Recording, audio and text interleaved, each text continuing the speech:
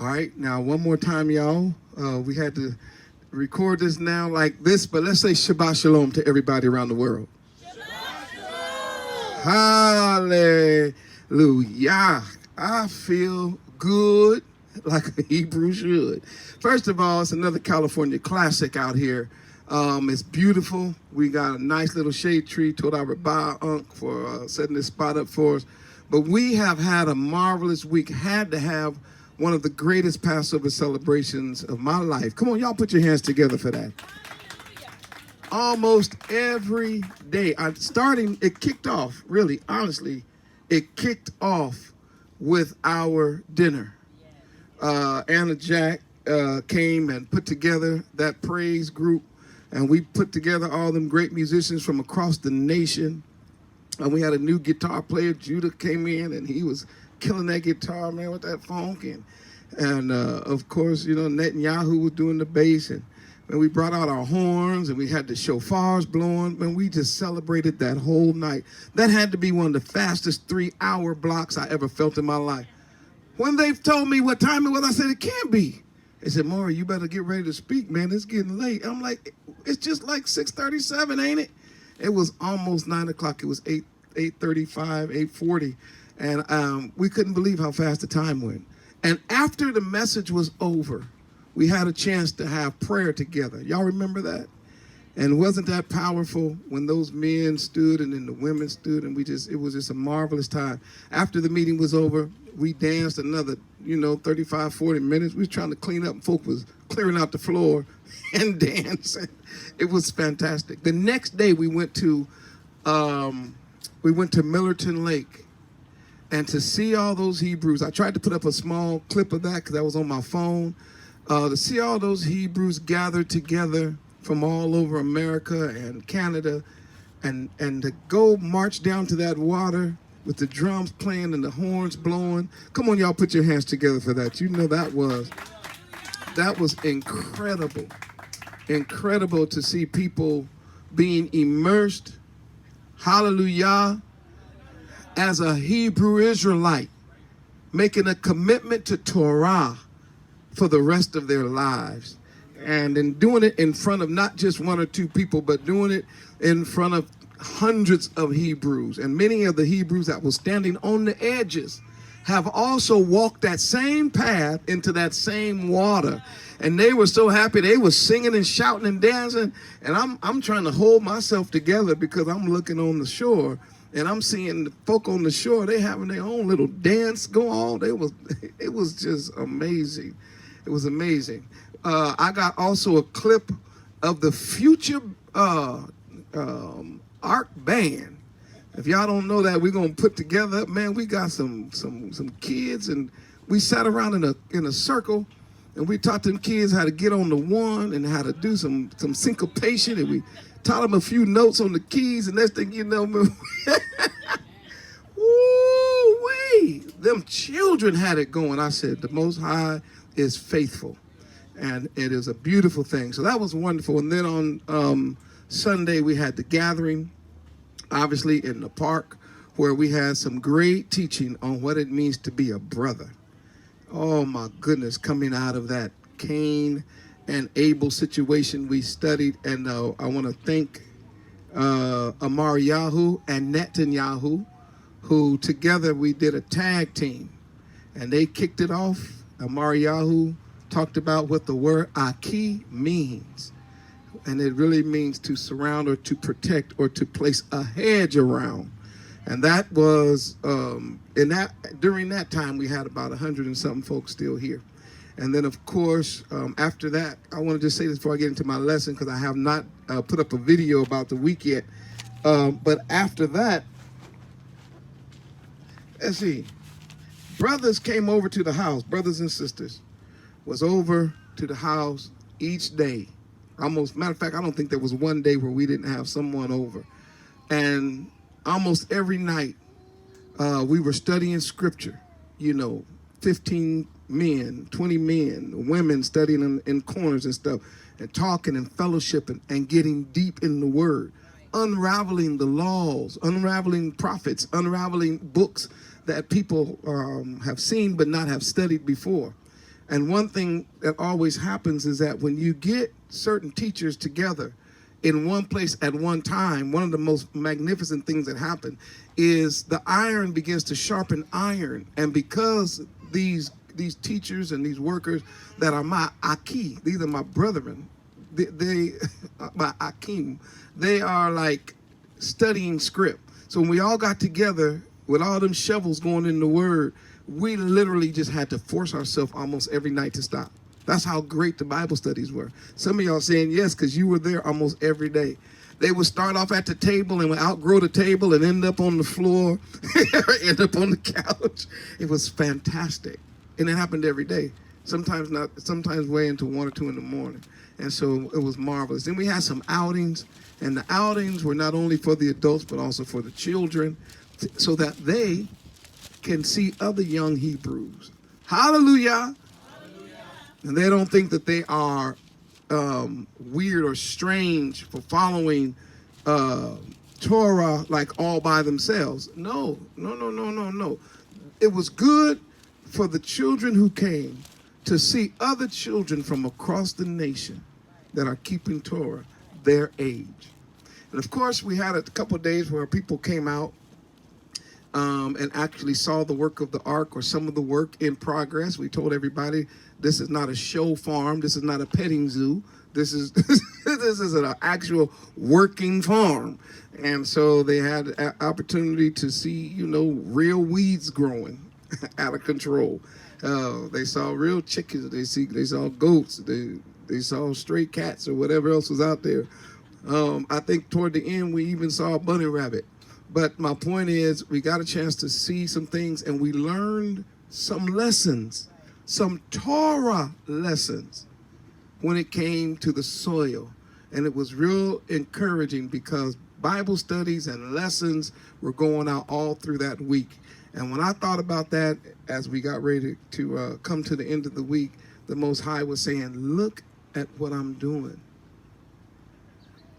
I am using the ark to reconnect Yisrael to Torah, and I'm doing it by reconnecting us back to the soil, because a lot of people forgot how important it is that because Torah is about agriculture, serious business. Most of all the definitions of our Bible, you'll find them in either biology or agriculture. Biology meaning the study of you, people, things, living organisms, eyes, nose, ears, mouth, all that. Those are Hebraic words. And then, of course, when we start talking about things like this, like where we are, we have trees and we have sky and land and all that kind of stuff. Those are all words in Hebrew. So the more we reconnect to the earth that Yah gave us and the soil, the more we will connect to Torah. There's lessons to be learned. And so we had a chance to do that. Then we drove, those of us who were left over, I guess about maybe 50 to 100 folks that was still here, drove all the way down to the ocean, thought we was going to have a great time in the water. But y'all brought that cold front, the fog and the cold, and we still braved it as long as we possibly could. We wanted fellowship that bad, and we still braved it all the way down at Pfeiffer Beach. Some of us got turned away after driving 3 hours because the beach was full. But we did end up getting together at Carmel Beach for a little while, and kids played and flew kites, and we had, once again, good fellowship, good study, good talk, good encouragement, one to another. And we found ourselves back here on today, and all I can say is, hallelujah.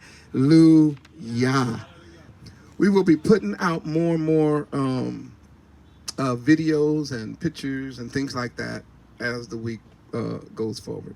Okay.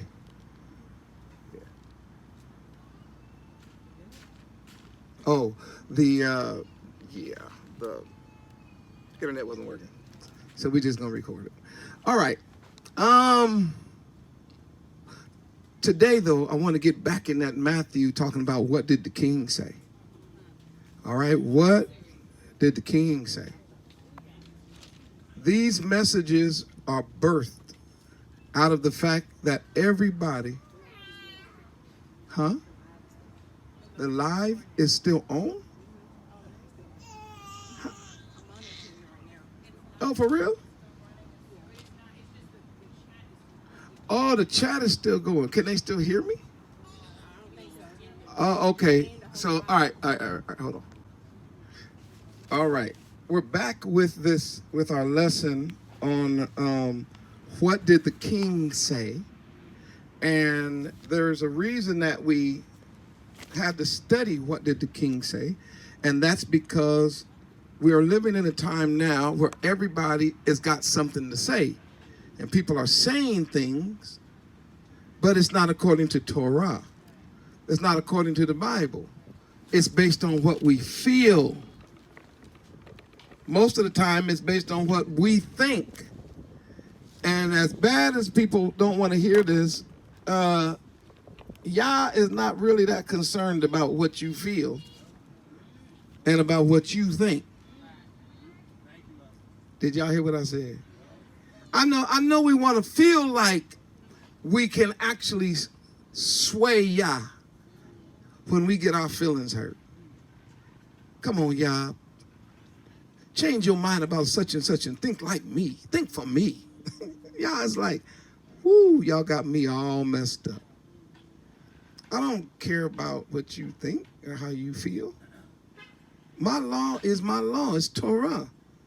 And as a father, I'm not going to receive, watch this, instructions from you.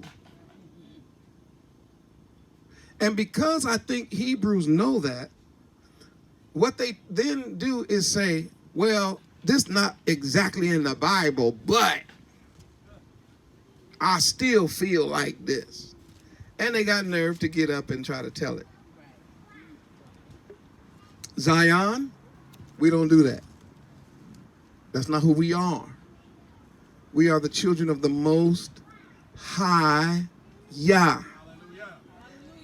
And therefore, we follow our King. Please repeat after me. Say, we follow our King. I need you to look at somebody and tell them that because they didn't get it. Look at somebody and really slow down and say, we follow our King. Now watch this. Following your King, following our King means then that we don't follow other people. Now what I mean by that is other people don't have the final say in what we do and what we think. We have to fix our thinking. I got a one, even though we got background verses, I've got a one-liner for y'all today. Y'all ready for this one-liner?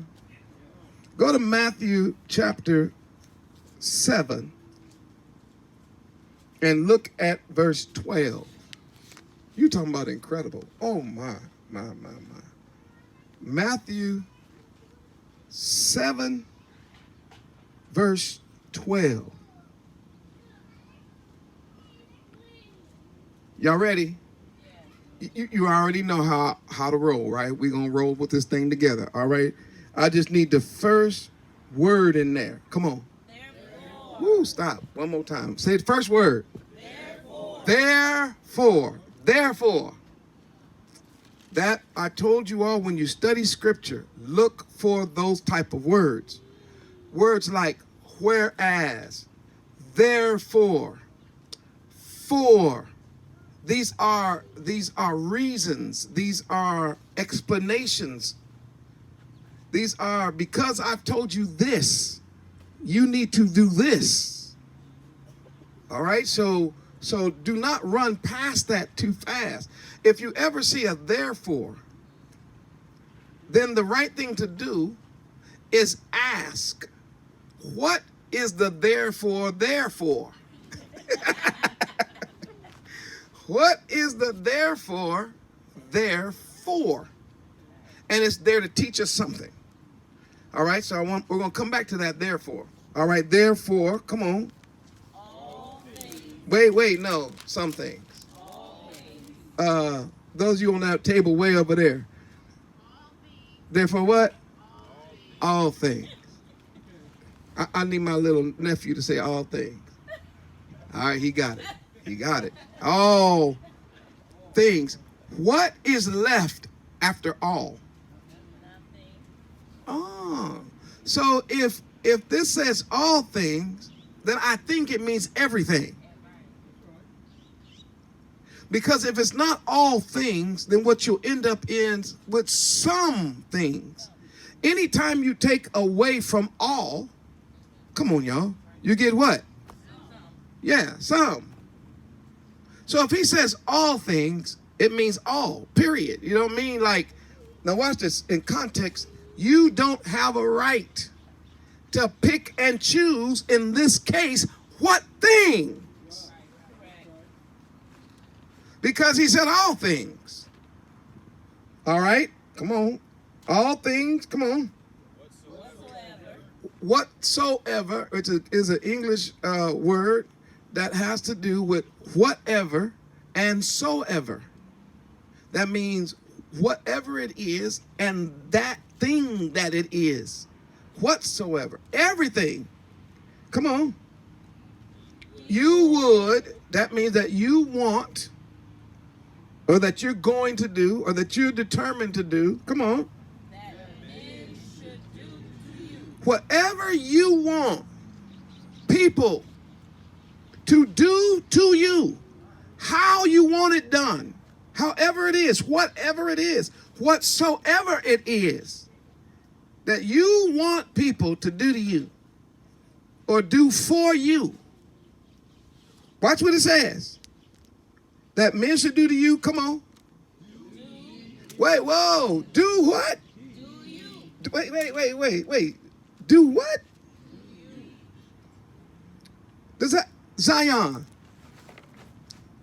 he didn't say some of the things that you want people to do to you. No. He said whatever it is. Matter of fact, all things. In every situation. Whatsoever means whatsoever, whensoever, howsoever. That you want people to do to you, it says you got to be that person. You have to do that. Come on. Do even, come on. To who? To them. Now, watch this. It doesn't say do unto them before they do it unto you. That's a satanic twist to the text.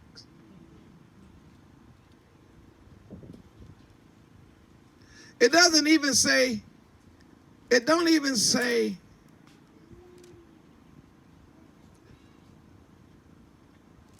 do to others as you do to yourself. It doesn't say that either. What it says is, therefore, whatsoever things you would that men did to you. Let me give you another word. The idea of treat. T-R-E-A-T. How you would want people to treat you. Oh my goodness. Did y'all catch that? How you want folks to treat you is how you ought to treat them.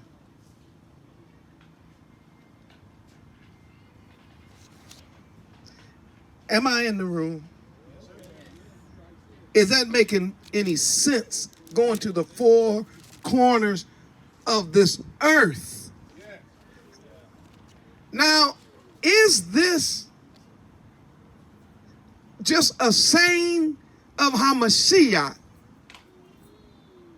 Or is this Torah? Let's see. Next word. There's another word. So we start off with therefore. Now we have another word, for. Remember I told you pay attention? When you see those words like for, he's telling you something, and this is the reason. For, come on. For what is? What's the this in the text then? What is the this that we just talking about in the text? How we, it said, the this in the text is whatever you would that men do to you. That's the this. Do you unto them. For this, for that, living that Torah, for this is, come on, talk back. The what? And what else? All right, now let me help somebody see something. This is Torah and Navim. This is our instructions and our prophets. Now, what does our king mean when he says, this is the law and the prophets? Talk back to me. That's a question. What does it mean? This is the law. This is what? This is what the law taught, and this is what the prophets taught. Okay, good. What else? Anybody else have an idea? This is the law and the prophets. This is what we do. In other words, this is the results of having the law and the prophets in you. This will be the result of you knowing Torah and the prophets. When you know Torah, the law, and the prophets, it will always result in you doing. Please write that down. There's a big difference, Zion, between knowing something and doing something. When it comes to the Hebraic way of living, when it comes to following Torah, Torah cannot be lived in your head. Torah must be lived out with your body, with your being. Torah is always translated, do it. To know it and not do it makes you a fool. Now watch this. This word here for law and prophets, I'm going to get to this in the message, but I want to put this out now in the beginning. This is the law and the prophets means what he just told us is a command, not a suggestion. Write that down, Zion. It's a command. Therefore, whatever, all things, everything that you want people to do to you, he says, right in the text, do you even so to them. Why? It's the law. In other words, this is not a suggestion. The Christian church call it the golden rule. But they don't even understand that you can't follow the golden rule if you're not following Torah. Because the golden rule is Torah. Torah is golden. Do y'all catch that?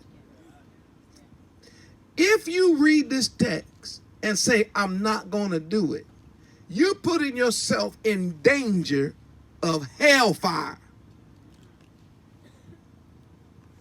Oh, I can't believe Moreh said that. Well, I better say it again then. If you decide you're not going to do this one line, you are putting yourself in danger of hell. Because this one line that the king gave us, he said, this is what the whole law and prophet is all about. Miss this, you miss it all. You miss it all, you go to hell. And yes, Hebrews go to hell. Israelites go to hell.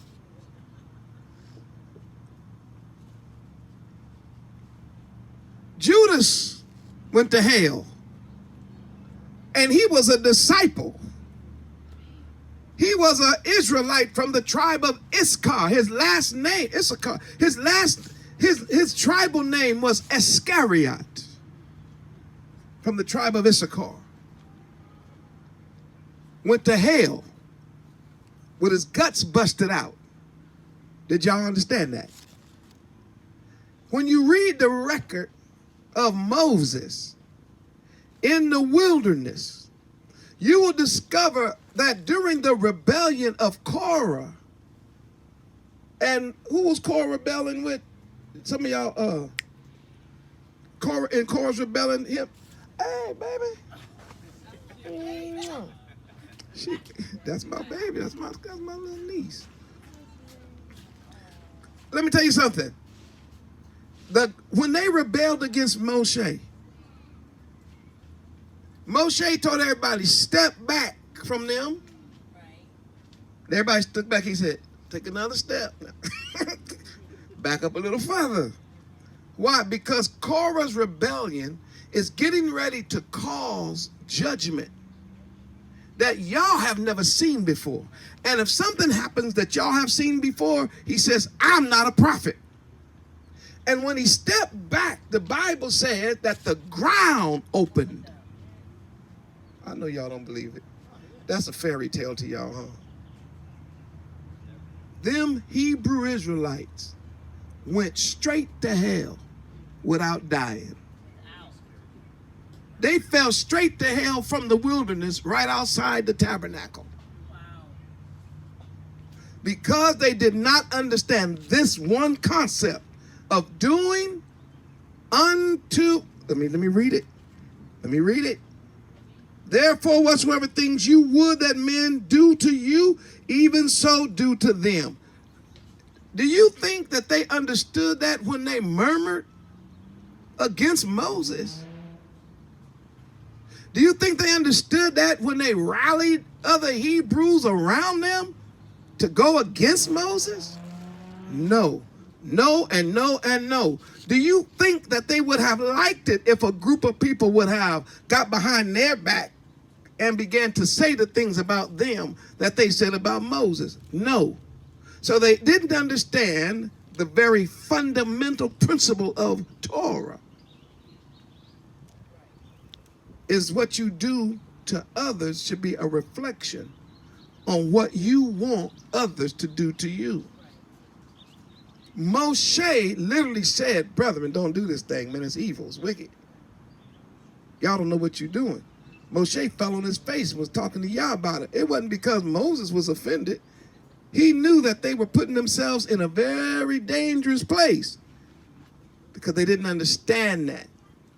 Talking about, I'm from Judah, I'm from Reuben, I'm from Simeon. What does that mean if you are a lawbreaker?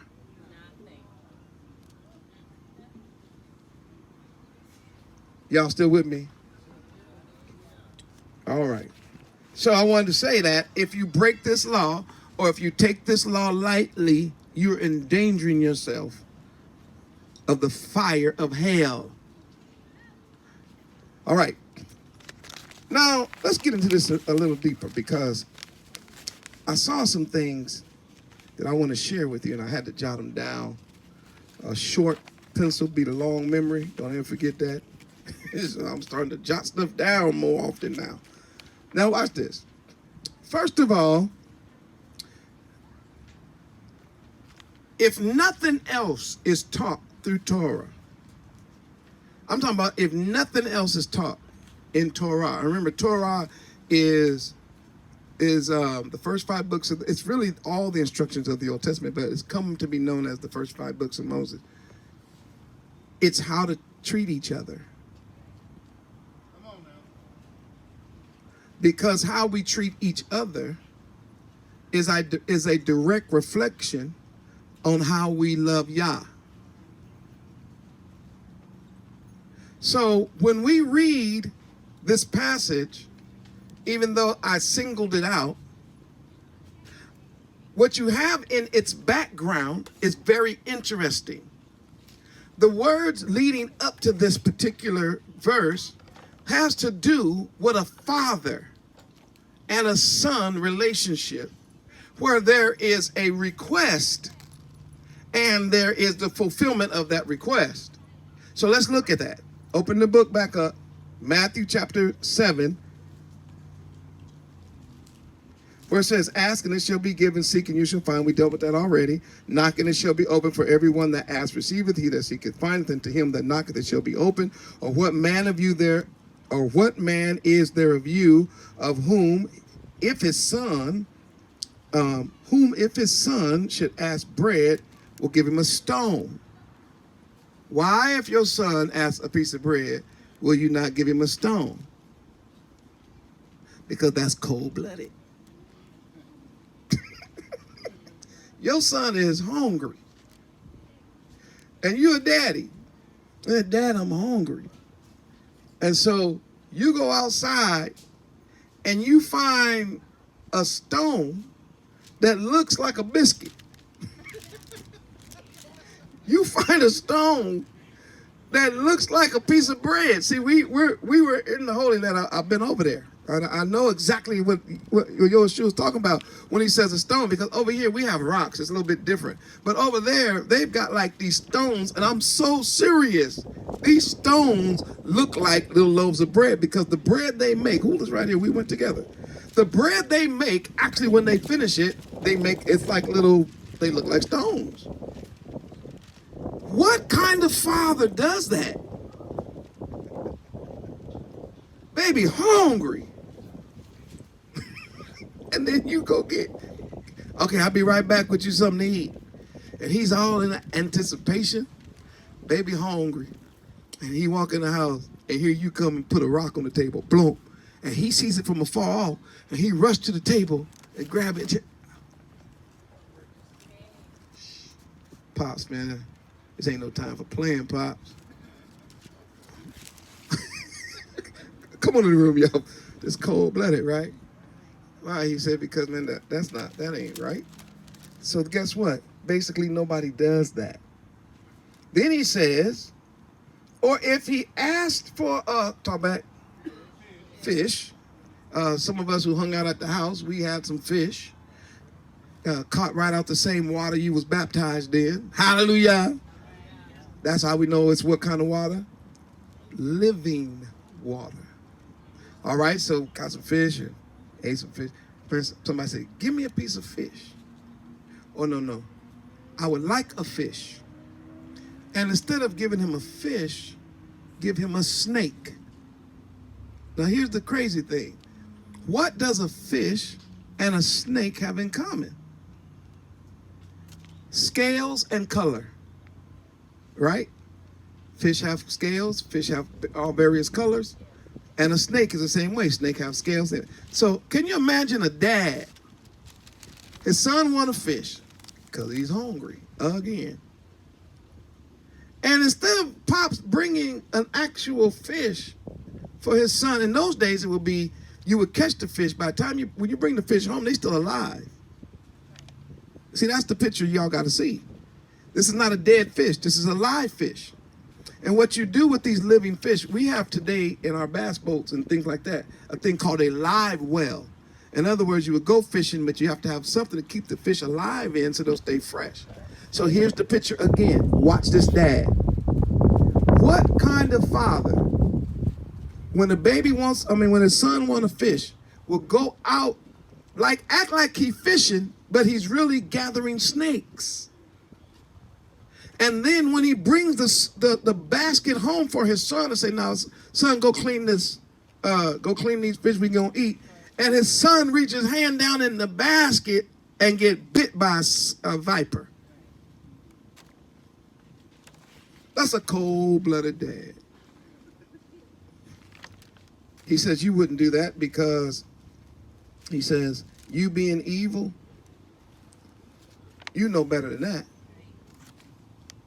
So what's the principle? Remember, we always want to get the underlying precept or the teaching or the principle behind what he's saying. This is what he's saying. Don't miss this part, Zion. He's saying the reason why a father wouldn't do that to his son is because that father wouldn't want his father to do that to him. Matter of fact, nobody would want that type of behavior coming back on them. That's why naturally you don't do it to your son. Most of the time, if you are a father and you got any good in you, the way you raise your child should be the way you want it to be raised versus maybe the way you were raised. You don't take out your anger of your daddy out on your son. Just like you don't take out your own personal issues and your own personal problems out on your brother. Did I say something in this room, in this gathering that went out worldwide that makes sense? Somebody ought to say hallelujah. Because I believe y'all rolling with me, and I think you understand exactly where we're going with this. So you understand when you get to verse number 12, when we finally get to verse 12, he says, therefore, what? All things whatsoever, what? You would that men, what? So do you want somebody doing that to you? You hungry and bringing you a brick, a stone. Or you want a fish and they bring you a serpent. And you end up in the hospital? No. So he says, listen, then take as a principle the idea then that before you do anything to anybody, put yourself in the position of the person you're getting ready to do it to. So here's a principle. We get an opportunity. You know what? I remember last time I drank coffee out of this cup. Somebody said, Moreh, I'm over here teaching my heart out. I done dug in this verse for I've been studying for 20, 30 hours, put this mess together. And out of all the comments that came on the screen, Moreh, what is that did you really use a Starbucks cup? I'm like,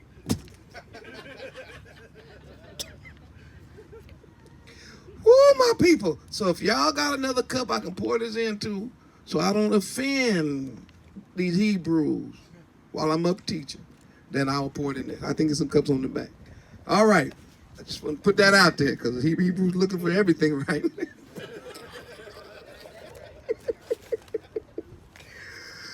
Oh, boy. Y'all make me forget my spot. Oh. Zion.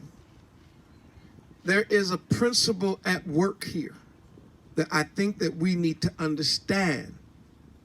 And that is, Yah is allowing us the opportunity, watch this, to judge a situation before we act. Now, most of the time we are told not to judge a situation because we don't understand true judgment, right? But here is something very interesting. He's literally saying, judge you. Yes. He's saying, what I want you to do before you even begin to do something against someone, judge you. Okay, what do you mean by that? It means put yourself in that person's place. Then put your intent or your actions on trial to see whether or not what you are going to do to this person is something that you would like everybody else to do to you. Did you catch that? The only reason that we don't do this, Zion, is because we as a nation are sottish. That means we've allowed slavery and media to make us stupid. Yeah, I said it. Because it's stupid as a Hebrew to treat another Hebrew Israelite a way you personally don't want to be treated because we brothers. Are we in the room? I'm just going to talk to Karen because she's the only one listening. She turned all the way around, just staring straight at me. I'm going to talk to Karen then. Does it make sense that before we do something to someone else, we ought to think about how we want something done to us? Watch this. By everybody, not just that person, because it's plural. Only slavery would make you react to something without the slave mindset. Let me say this. The culture that we received here in this nation, the westernized mind, is not our culture. They gave you their culture. I got 2 corrects and maybe a, ooh, Moreh, hope nobody hear you. This ain't our culture. If this was our culture, there would be no slavery. Because if you don't want to be a slave, talk back to me, you ain't going to make nobody else your slave. If you don't want to get beat every morning and walk around with no shoes and walk out and do work from sun up to sundown for no pay, then you would never, ever have somebody working for you with no shoes, beating them every day from sun up to sundown with no pay. Come on. Why? It's not our culture. You know what our culture is? When the word servant, that word servant in our culture means a worker. And you know what you had to do with a worker at the end of every day? Come on, y'all know your culture now. At the end of every day, you had to do what to your worker? I really wish everybody was catching this. There would be no slavery. But this nation was built on slavery. So when we come out of slavery, we think that we can now treat our brother the way the slave masters treated us. Do y'all get that? And we are warned over and over and over again in Scripture not to do that. Don't live like your oppressor. Don't envy your oppressor. Don't want to be like your oppressor. Learn none of the ways of your oppressor. Over and over again. I'm Yahuwah. I'm your Elohim. Follow me. Follow my rules. Follow my Torah. We know based on Scripture that if you are even angry with your brother, or if you have an ought, or if you have a cause, the number 1 rule of Torah, number 1 rule, go to your brother in secret to silence the matter so it would never make it to the masses and the family. The whole point is to what? Gain your brother, not prove a point. Did y'all catch my drift? So if you don't want somebody false accusing you and putting you out there in the open among the whole world to see, and the key here is false. Especially like on YouTube, on the internet, you're not thinking about that person, that person's children, the person's loved ones, the person's family, nothing. You just got a personal itch that you feel like you need to scratch, and you're willing to break Torah to do it. Please understand, you're putting yourself in danger of hellfire. Oh, I just got to tell it. You know why you just got to tell it? Because in slavery, they always had step and fetchits. In slavery, they always had turncoats.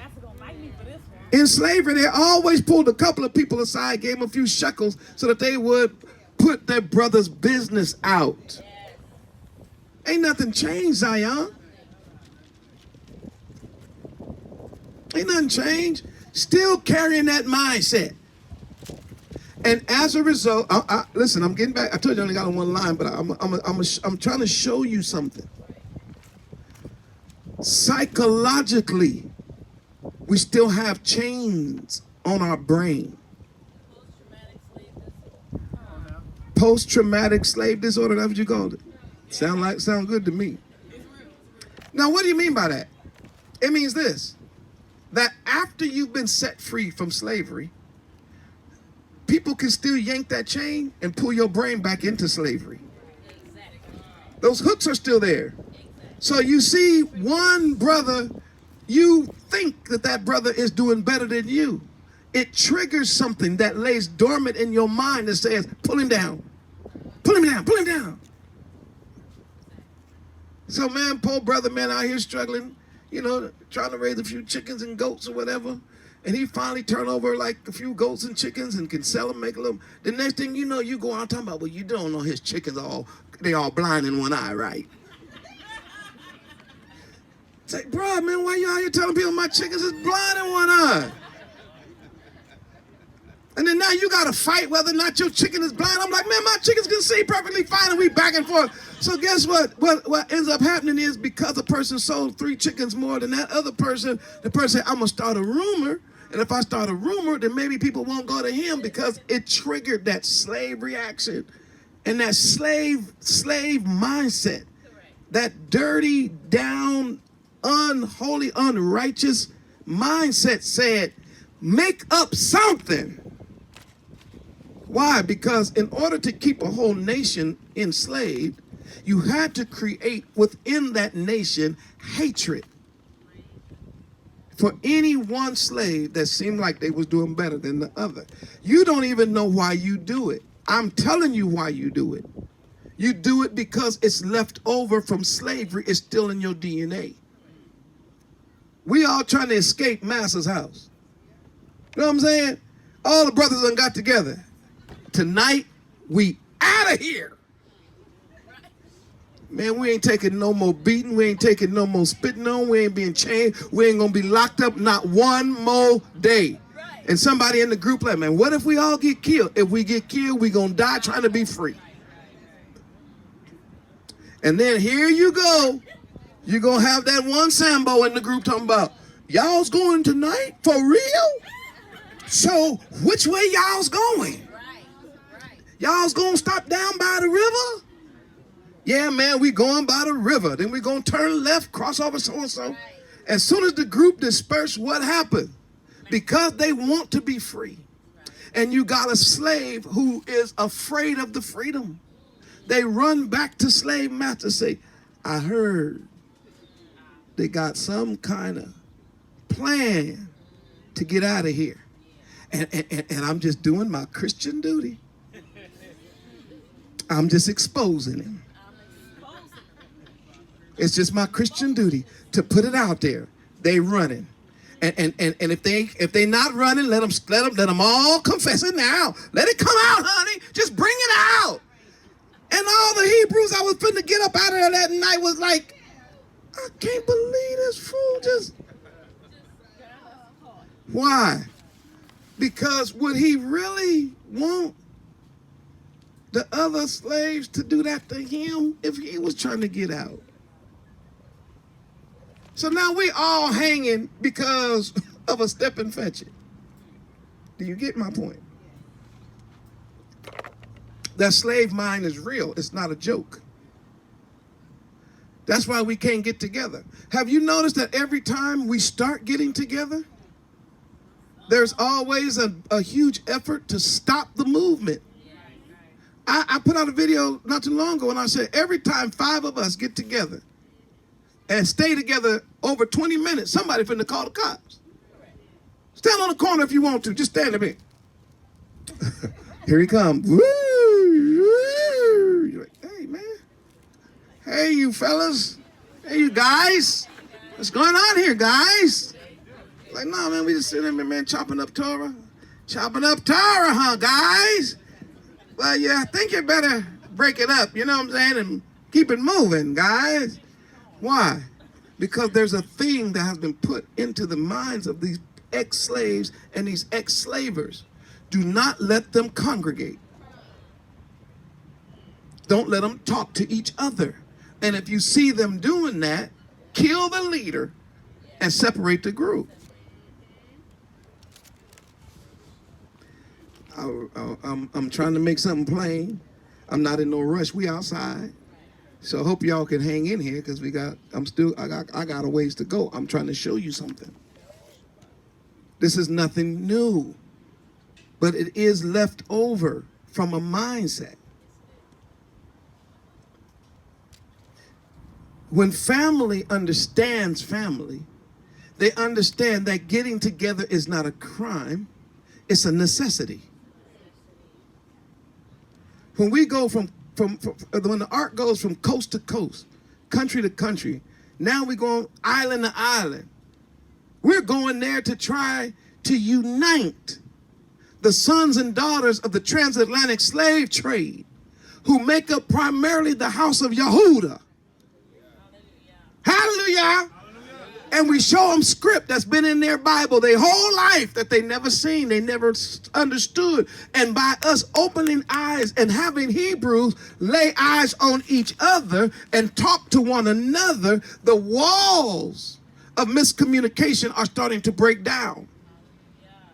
So now we realize something. There's no such thing as an East Coast, West Coast beef.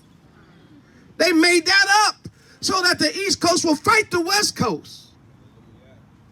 But when you find out we all the same family on the East and the West, and that's my Aki in New York, that's my Aki in California, then it ain't no West against East, no North against South. No, we all in this thing, what? Been saying that forever. So every time we start being effective in this hour, we've got people that want to then stop the effectiveness. I've said this before, I'm going to say it again, worldwide. And I'm just going to say this because there's an elephant in the room. I just want to get it off. Listen to me. That whole court situation that I went through, me and my wife and my son and my daughter, my son-in-law, and all the other members that were working together in that situation, those documents are false. All of them are false. It's all made up stuff. And they got mad for one reason, and it's in the document. We were teaching them Hebrew. We were coming into the knowledge of the Hebrew, and we were we were teaching them Hebrew in order to convert them to, of course, learning Torah.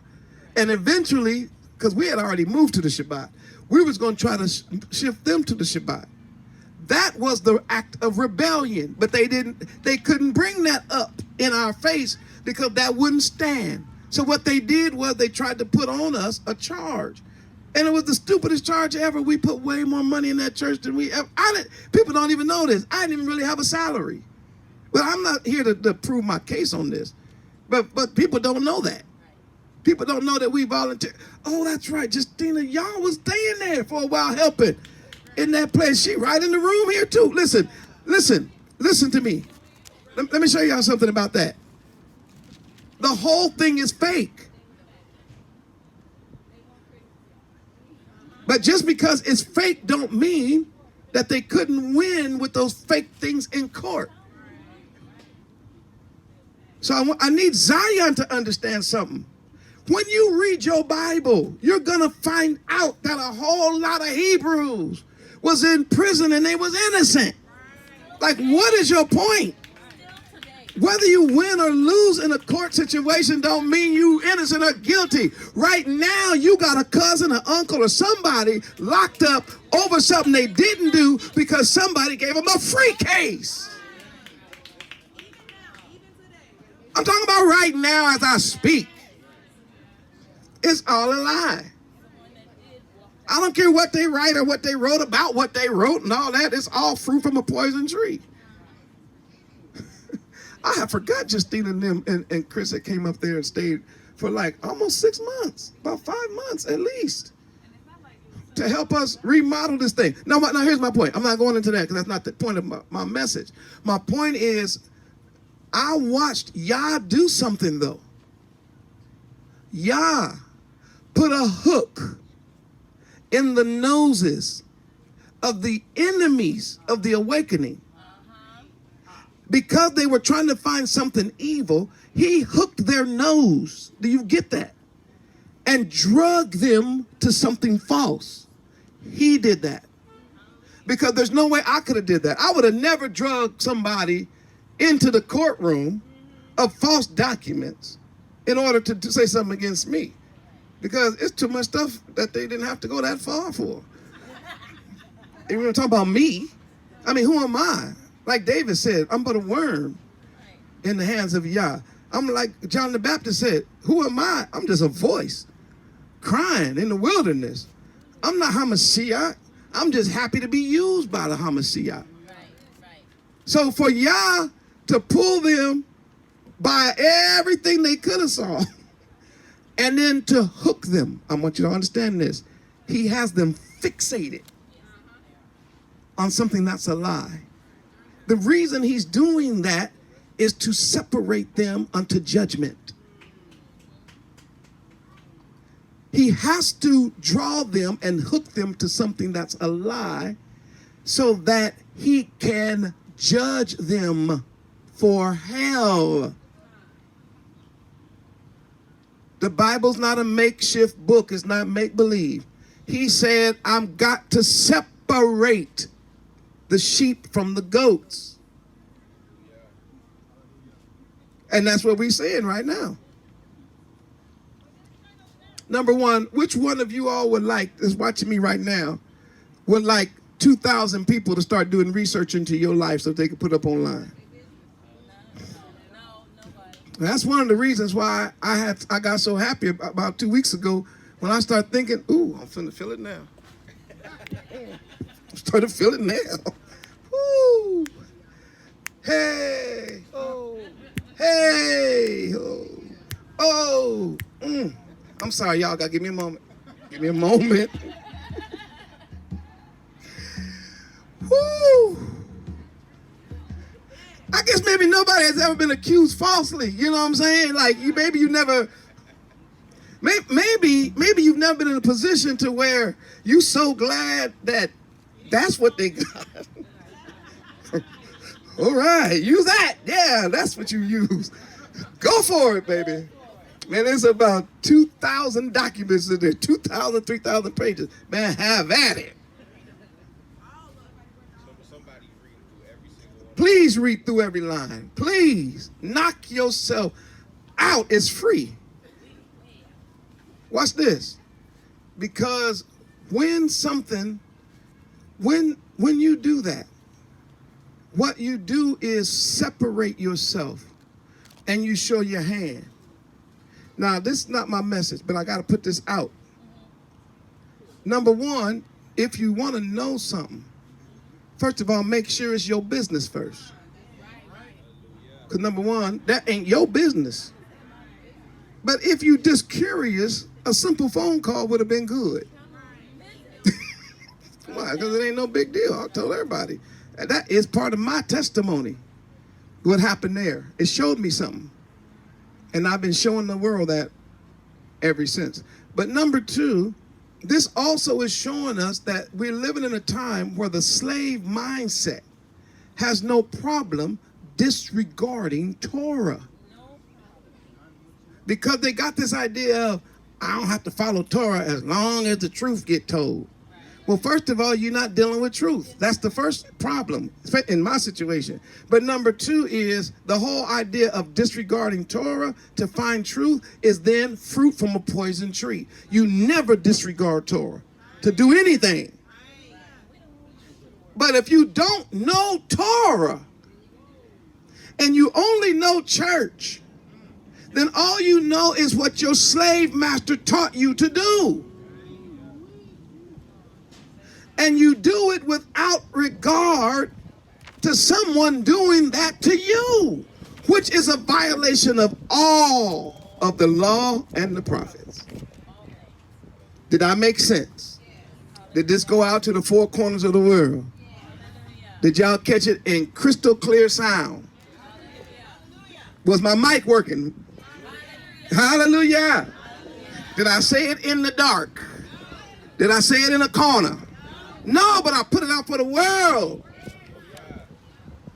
Why? Because Zion, I personally have been called to help turn the people's hearts back to Torah, to feed you the word of Yah, not my opinion, not what people think. I'm telling the people the truth. They got to come out of the foolishness and they have to now walk in the newness of life. Let me say something else. To all of you all who love me, love my wife, love the work that we're doing, and listen, it's just not me and my wife, it's a team. It's a team effort, but I don't put everybody else's name and face and all that all online.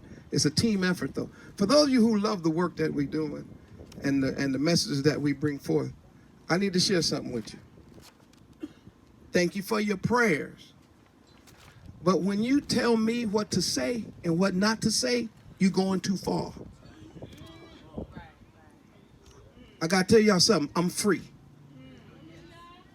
So understand that's something that I may not just immediately respond to you to hurt your feelings, because I don't want to hurt your feelings, but save your breath telling me what to say or what not to say.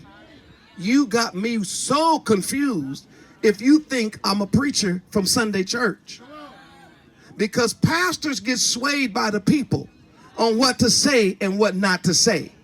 Oh, Rev, you've been on that subject a long time, Rev. Can you move on? Rev, you've been talking about that a long time, Rev.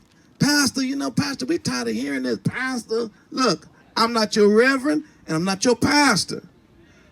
I am one of the voices of Yah crying in the wilderness.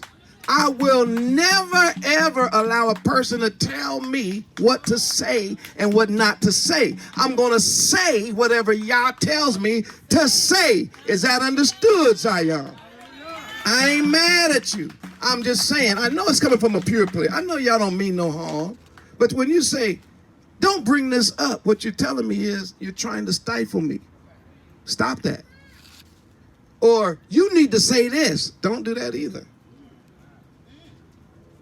Don't tell me what not to say.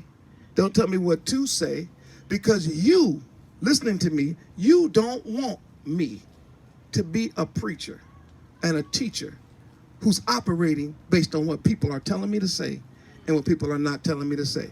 You wouldn't even be following Moreh Yoshiyahu at all, any of my teaching, if you thought there was a couple of people behind the scenes telling me what to say and what not to say. Am I right about that, Zion? Every time I mention the word betray now, somebody think I'm talking about that situation. Can you not talk about betrayal? I'm going to talk about betrayal forever. You know why? The first act of brothers in the Bible, you got one brother betraying another brother's trust, and he killed him out in the yard, out in the field. Did y'all read it? Yes. Cain killed Abel. Yes. So teaching brotherhood and trust and loyalty and Judas, I'm going to always talk about Judas while he in the Bible. And you're going to have a Judas among you. Now, whether his last name is Judas Iscariot or Judas Receipts, it don't matter. He's still Judas. Judas pops up in every generation of people. And he'll pop up in this generation. He's going to pop up in your kids' generation. He's going to pop up in your grandkids' generation. Judas never means the fellowship any good. Because if he really would have sat back and thought about what he did before he did it, he wouldn't have did it. Why? Because when he realized it, it was too late and the fool went and hung himself. I tell people all the time, look, when it all said and done, don't be on the wrong side. In other words, don't be on the wrong side of right. Don't be on the wrong side of Torah. It'll make you want to kill your own self. Like, you mean I started that and it was a lie? You mean I opened that up and caused this person's death and this, that, and it was a lie? Yes, that's what I mean. You don't want a person doing that to you. Then you're violating the whole law and the prophets. That means the first 5 books of Moses, because he was also a prophet, and all of the rest of Scripture. It's a violation, not of one line. Did y'all catch that? I said, when you do this, this is not a violation of one line in Scripture. This is a violation of all the Scriptures. This type of behavior is the behavior, if you're going to do things to people that you don't want done to you. When you do that, that is the behavior that sends you to hell. Well, man, I don't see why y'all will be sending people to hell. Oh, because they're doing things to people that they don't want done to themselves.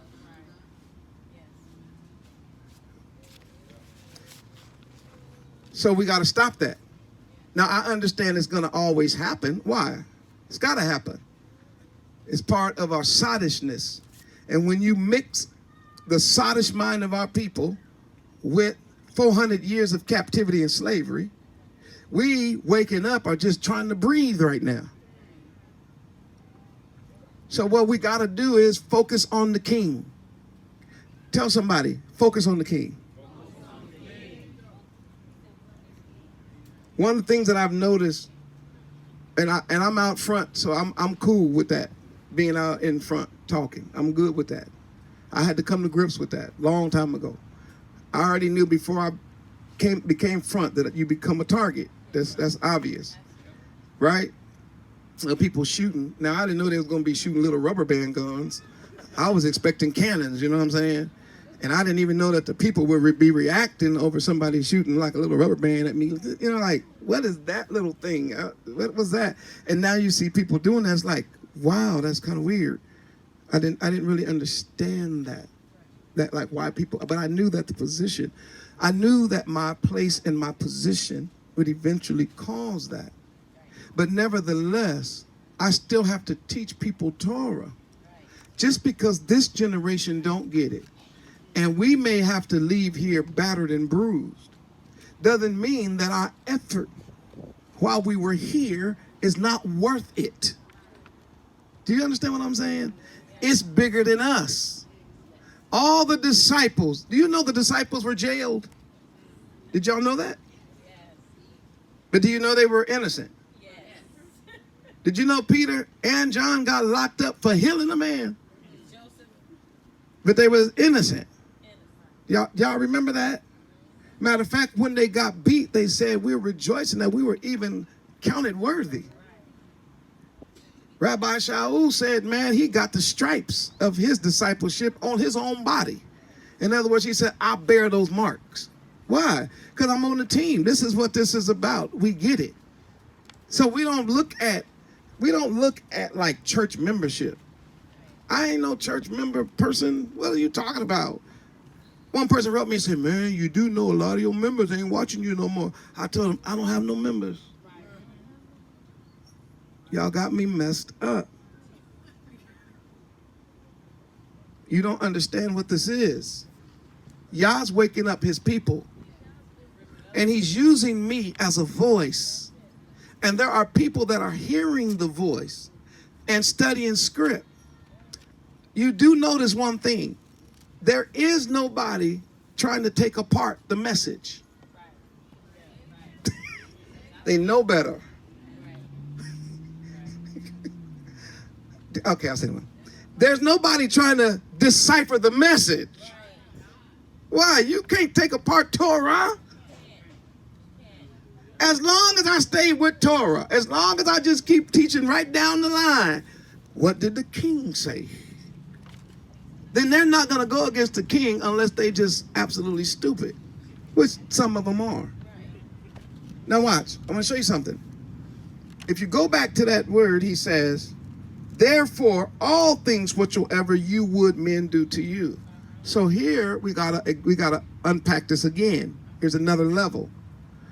There's 2 ways that this verse can be applied as you would men do to you. 2 ways. Write these down. One way is omission. The other way is commission. While we look at commission all the time, that is what we do, we also can see this in omission. What do you mean by that? This is not hard. It's not only what we do when we treat a person a certain way. Sin comes in also in what we don't do when it comes to treating a person a certain way. Let that sink in, Zion. Sin shows up when we don't do, watch this now, what is right and what we have the power to do when it comes to treating our brother a certain way. Why? Because you, in that situation, would want to be treated a certain way. So, when you have more than enough, and your brother is hungry, and you decide not to give your brother anything, put yourself in your brother's position, and then put yourself in your position. And now you're looking back up at you, but you're looking at yourself as your brother. You have assumed your brother's position, and now you're looking back at you. And you're saying, boy, I wish I would give me a piece of bread because I'm hungry. Did y'all catch that?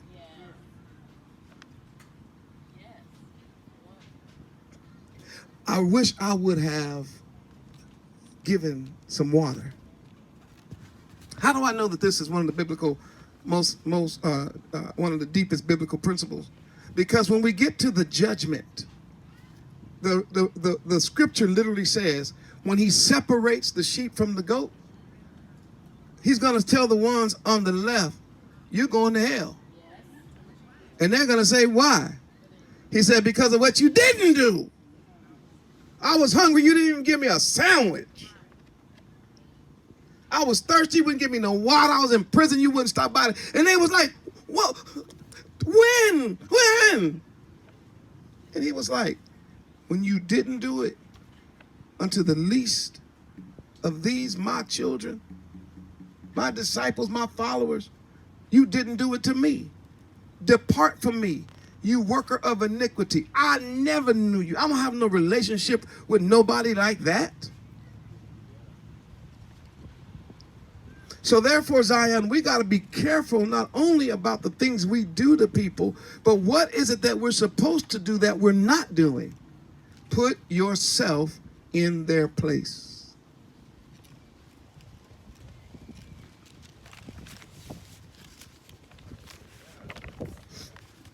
This is our king's rule. Write this down. Our king, y'all wrote this down before, put on a little margin in your Bible. When you mark that verse, say, our king's rule. This is his rules. This is his rule. This is not a Christian rule. This is a Hebrew rule. And our king has the final say. So therefore, if you break this rule, you are now what's called evil. Or Hebraically, it's called Ra. Ra is always going to speak to dysfunction. Can somebody say dysfunction? Why is it so important we understand this word dysfunction? Because when you come out of slavery, you come out dysfunctional. Remember this. The Israelites, as a nation, came out of slavery dysfunctional. After the slavery years in Egypt, we came out like Egyptian slaves. Remember, every time something happened bad, they said, I'm going back to Egypt. We should have stayed in Egypt. Why Moses come get us out of Egypt? Ain't no watermelons out here. Ain't no garlic. Ain't no cucumbers or nothing. All we get out here is manna. I said, what about the quail? Oh, yeah, there's some quail. What about that water from a rock? Oh, yeah, and some water. Oh, so it's not just manna, but that slave mind. Make you overlook all the other blessings. Let me share something that's going on with the Ark right now, the Awakening Remnant Coalition. What's going on right now is that there are people, masses of people, Hebrews that done woke up, right? They can't stand Torah all the time. It's too much. Torah, every time we watch him, Torah. Man, come on, talk about your court. Come on, man, talk about your wife. Come on, man, talk about what's going on Empire. Come on, man, talk about Trump, man. Come on, talk about, how about this? Torah. What we going to have for breakfast? Torah. Moreh, what we going to have for lunch? Torah. What we going to have for dinner? More Torah. Torah, all the time. And then a little water, and then Torah. Somebody asked me, man, so that's all you do is preach the Bible? That's all I know. And the reason why that's all I know is that's all I'm supposed to know, need to know, have to know. And it's not for me, it's for you. Oh, you know what? I'm not going to go hear Moreh. I done already heard that message. What did you hear? He ain't going to say nothing about we should be keeping Torah. So how about you keep Torah?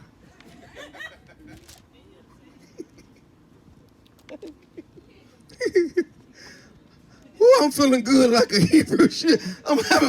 You're right, I'm having way too much fun helping my people wake up, seeing their lives change, seeing the light come on, watching the shackles and fetters of slavery drop off of them. I can see it happening. When I talk, I can see it happening all over the world. Why? Because sometimes it just takes a person to point out the slave behavior for a person to stop doing it.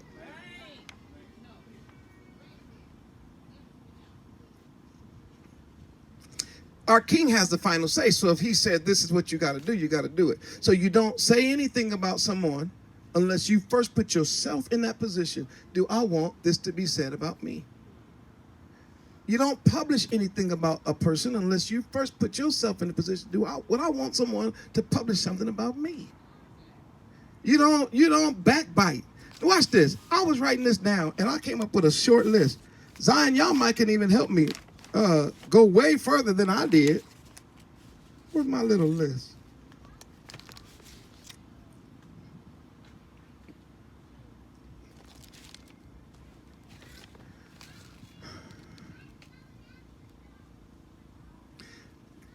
Y'all answer this for me. What are some of the things that you would hate for someone to do to you? Okay, number one's what? Did you hear number one, y'all? Ding, ding, ding, ding. Good answer. If this was Family Feud. I don't even know how that thing go. That just popped in my head. It would like cling, and there'd be one of the answers. Everybody hate to be lied on. Anybody here love to be lied on? So why would you lie on somebody else? You see how easy that is? One of the scriptures tells us in the law that you don't bear false witness. False witness is a lie. To bear false witness means to carry the lie. Did you hear me? You don't have to start the lie, but if you carry it, if you forward it, if you cut and paste it, y'all not hearing me. I'm all by myself, I guess. If you say, let me share this with my friends, all that is bearing it. And if it's a false witness, then now you are in violation of Torah. Because everybody hate to be lied on. But lies would stop real fast if they stop being carried by everybody else. A lie is a trip, man. It's like a baton in the 4x100. Boy, everybody happy to get it, don't want to drop it. Y'all with me? And that joker is moving. But the Bible says that the truth prevails. Not the lie. Number two, what do you hate that people do to you? Or do something to you? Say what? Woo! Speaking for you. Saying that you said something that you didn't say. If you want to make a Hebrew mad instantly, quote him wrong. Oh, so you're just going to talk for me, huh? That's not what I said. That is what you said. That's not what I said. Boy, it'll turn into fisticuff. And if you don't stop it, it may turn into pistol play. Why? Because we can't stand nobody twisting our words. So why would you then turn around and twist somebody else's words? Give me another one. Say what? You don't want nobody talking crazy about you, especially behind your back. So the question is, if this is the rule of Torah, then why then would any Hebrew ever talk crazy about any other Hebrew behind his back? Anybody else? Huh? Stealing? Oh my goodness. We can't stand a thief. My mama used to say, if you lie, you'll steal. And that's funny because stealing is related to lying. Yes, it is. That ain't yours. But you acting like it's yours.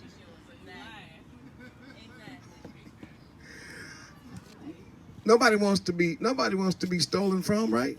So don't steal. It's a commandment. Thou shalt not steal. So why would you steal from someone else if you don't want nobody stealing from you? See, the mindset of a world or a community where there is no lying against each other, no stealing, no backbiting, no talking, no changing people's words, right? That community is so far away from us, it sounds like make-believe. Because what they did to you in slavery was they made that your world, your mind, your reality. So in our world, in our reality here, we think that our reality is there's always somebody going to be talking about you, always somebody doing this, always somebody stealing, always somebody killing, always somebody talking crazy, always. Why? Because in our given culture here, that's what we have been, conditioned to believe that this is our life. That's why Empire becomes the #1 show. And I've never watched it. I've never seen it. But I guarantee you, if we were following Torah, that show should have had zero, views. Zero. Because as soon as we saw that as a Hebrew, it would have been like, oh, everybody cut that off. We don't do that. There's no backbiting among Hebrews. There's no behind the scenes. There's no scheming. There's no drugs. There's no cussing people and that kind of stuff. Man, we don't do that. That's not our culture. And it would have been a zero. It should have died. But it proves my point. When it becomes the #1 show in the world or whatever on TV, it shows you where our reality is. Zion, please don't miss this when I mention it. I want you to really, really understand about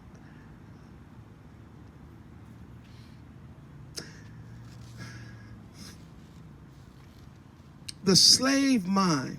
I just cannot imagine a world without negative drama. People keep saying to me, that's the real world. And I keep telling them that's not the real world. That's a fake world. The real world is Torah. The fake world is empire. Yes. Man, I got one yes. Hallelujah. And that yes had to come all the way from Yuma, all through the desert just to get to the park today. I said, that's the fake world.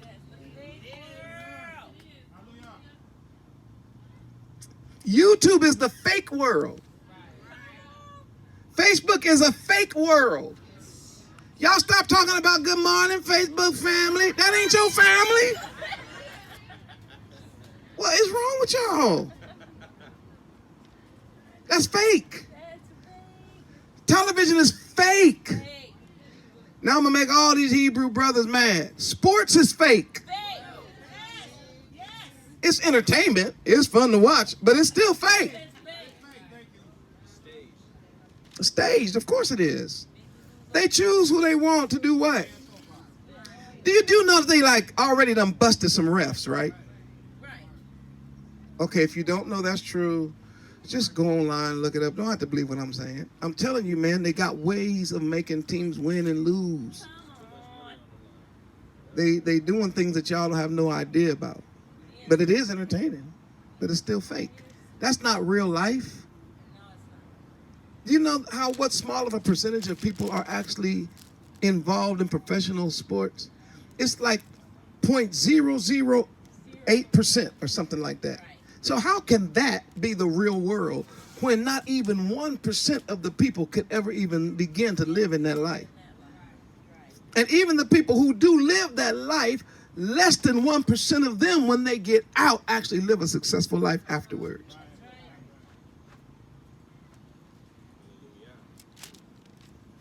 We don't know the difference between real and fake. Torah is real. Everything else is fake. And if I got to be the only one to tell you, I got to be the one to tell you. If you want the mindset of Torah, then you have to stop filling your mind with that from the world. They're giving you images of you that's not you. And then you take those images in, and after a minute, you start thinking that that's you, so you start acting that way. Coming out of slavery, you came out dysfunctional. You have a dysfunctional mind, and because of that dysfunctional mind, if things around you start to function right, you will interject dysfunction. Yes. I got to say that again. I said, in our culture, we came out of slavery, which was dysfunctional. So when we get together as a group and things start to function properly, someone is going to interject dysfunction. Why? Because they always feel like it's something wrong with function. Not too long ago, a person was texting and said, somebody texted me and said, I knew that what was happening with the ark was too good to be true. Let that sink in. I knew that what was going on with the ark is what they said, too good to be true. Why? Because in the slave mind, things cannot be good. Anything good has to be fake. But the funny thing is, the thing that they think is a lie, the thing that they think was the truth is a lie, which is stupid, which makes the ark even more good than you thought it was. Because even the evil that you think happened in the ark didn't happen. But when we see function, it scares us. And because it's DNA, and so therefore we interject dysfunction. I found out something about people talking about drama. Baby, it ain't your mama, your cousin, your uncle, your friend, your job, or nothing. It's you. That's where drama come from. It come from you. Here we go. Here we go. The rule is, these are all something I want you guys to write down. This rule from our king is first and foremost royalty. Let me help your brain, Zion. Worldwide, let me help you. You're not a slave. You're royalty. Let me help you. You're not the slave, you're the master. You're not, I know you don't know this, but I'm telling you what you are. You're the king, and you're the king's children. You're not the slaves, you're not the pauper.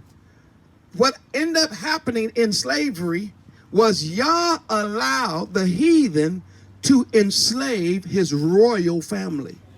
So the royal family of Yah was enslaved by heathens. So I'm trying to share something with you. Royalty operates on a higher level of law. Your royalty. So this law is a law for the royal family. And in order for Yah to separate the peasants from the royalty, he gives us laws that peasants can't handle. A peasant can't handle this right here. having to actually think about how I want to be treated before I treat somebody is too much for a peasant. But for royalty, let me tell you something. I know I'm royalty. I don't have to listen to nobody. I know I'm royalty. It's built into me. Oh, I mean, it's deep too, like way deep. Let me tell you how I know. When I go to a restaurant and we finish eating, I can't just get up and walk out. I have to straighten the table out. And then people who are peasants, they say, why are you doing that? That's that person's job. Peasants treat peasants like that. But royalty says, when I leave here, I got to leave a good reputation. Why? Because I was here. Do you get it? So that every time they see me coming, they like, what table would you like?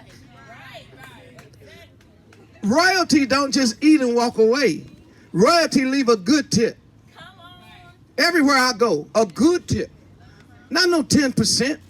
No, I'm going above that. Because guess what? As royalty, one time I worked bussing tables. So before I just get up and walk away, I got to remember how it felt when people got up and just walked away.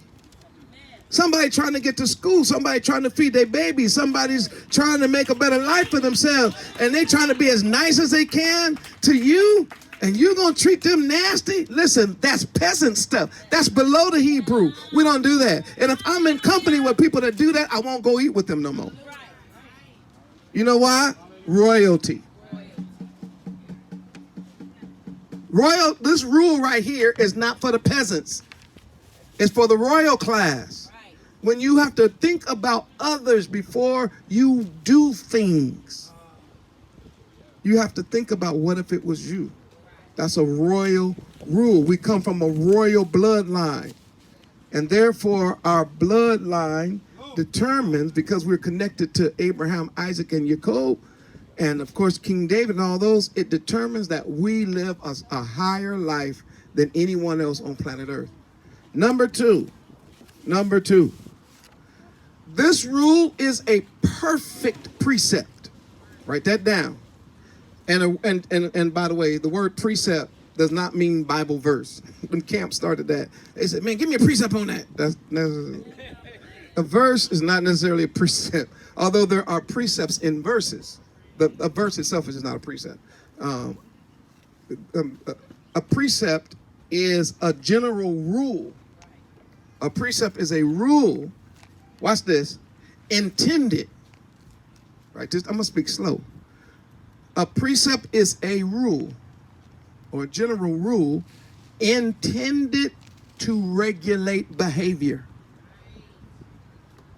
So when you start talking about a precept, there is no such thing as a precept to know. You get a precept so you can do. Did you catch that? In other words, precepts are in the Bible so that you will behave a certain way. You would never go behind somebody's back and grab some receipts talking about, I got the receipts. That's just stupid if you understand this precept. The precept is, do you want somebody doing that to you? Of course not. So obviously you have no connection to Torah if you're going around doing that sort of thing to your brother. Why? Because the very precept of this determines your behavior to each other. This does. Before you do anything, you have to first say, well, I want somebody to do this to me. And if the answer is no, then don't do it. So a precept is a general rule intended to regulate behavior or thought, which means that this rule, then number 3, allows self-judgment. Now, you cannot judge yourself if you don't know Torah, because you're going to judge yourself by yourself. If you judge yourself by yourself, you're going to be a bigger fool afterwards than you were before. The idea of the Torah is that you look in the Torah as a mirror and you keep coming back checking. That's one of the reasons why Sisters, don't you write me no letters and all that kind of stuff. I'm just putting this out here. This is one of the reasons why we got to get away from so much makeup. Brothers, they don't do makeup that much, but I do see brothers pasting on hair now. Brother be bald, man. You know, you see me, your hair flare. Like, hey, man, what's going on here?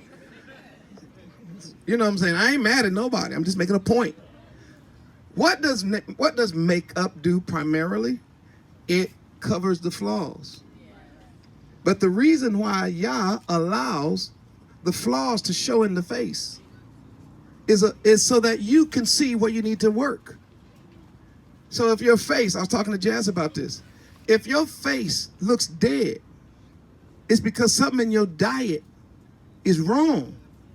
So you need to now figure out how to make your face have blood in it again, like let's call it blush or whatever.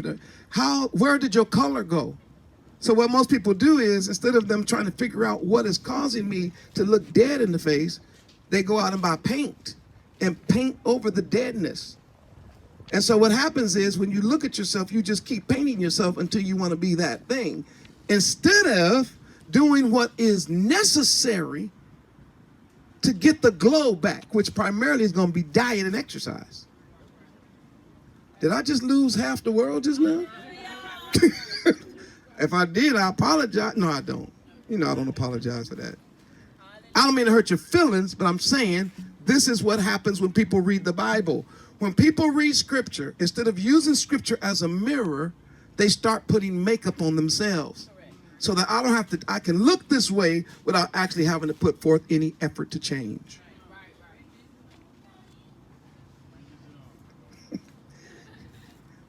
And look, hey, Jazz, talk to me about this. And watch this.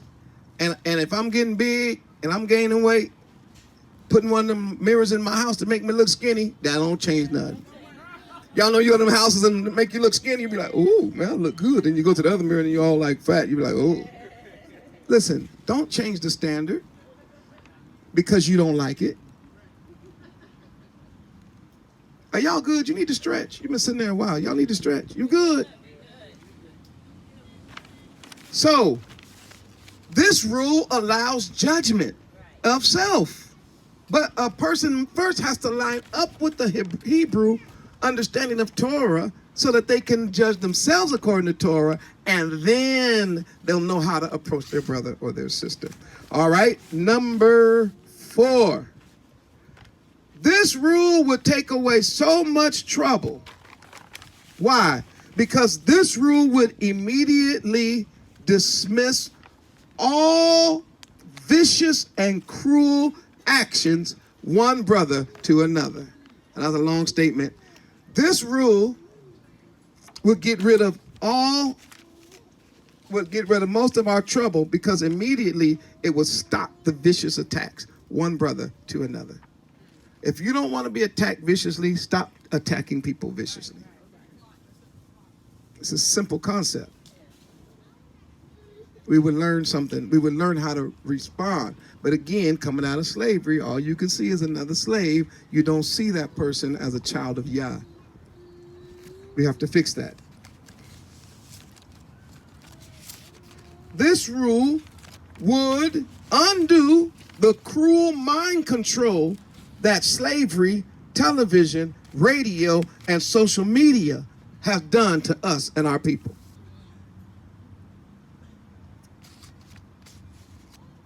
We have to get away from what's considered to be now our normal, because our normal is dysfunctional. We have to go back to function. Dysfunction is Ra, function is Tov. Thank you, which is often interpreted good.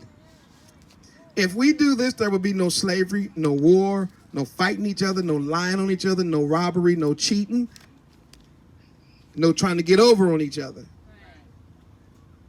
no trying to profit on each other's faults. If you got to wait to find a fault in somebody to try to build yourself up, you a sorry self. I don't need for a Hebrew to fall so that I can rise. I'm not trying to knock nobody down so I can get up. That's crazy. I'm trying to keep everybody strong because we all in this thing what? Come on now. If you're only strong as your weakest link, we don't need no weak links. But you in the body trying to weaken the links? What is wrong with you? Oh, that reminded me of a point I didn't put in my notes. Told everybody, y'all. This is what the master told me. He said, now I done told my people this, but they not listening. He told y'all this, I'm just going to repeat it. That he's saving a remnant.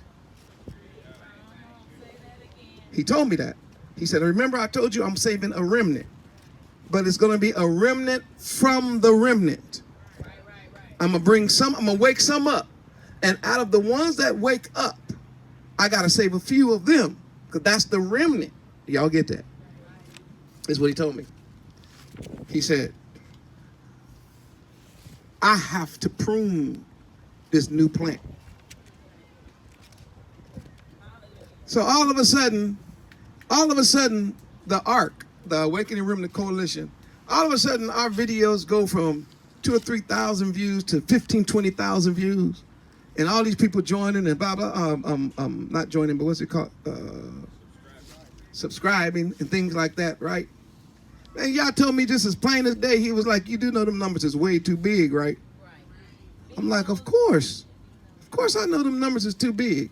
He said, well, then let me cut them down. I said, cut on. You're the master, what do you call a person? You're the master pruner. You know what you're doing. You're the master gardener. This is your family. I ain't never been after no members. I'm not ever chasing no money. I'm not ever chasing no pride. I just want to teach Hebrew. Just want to teach the people Torah.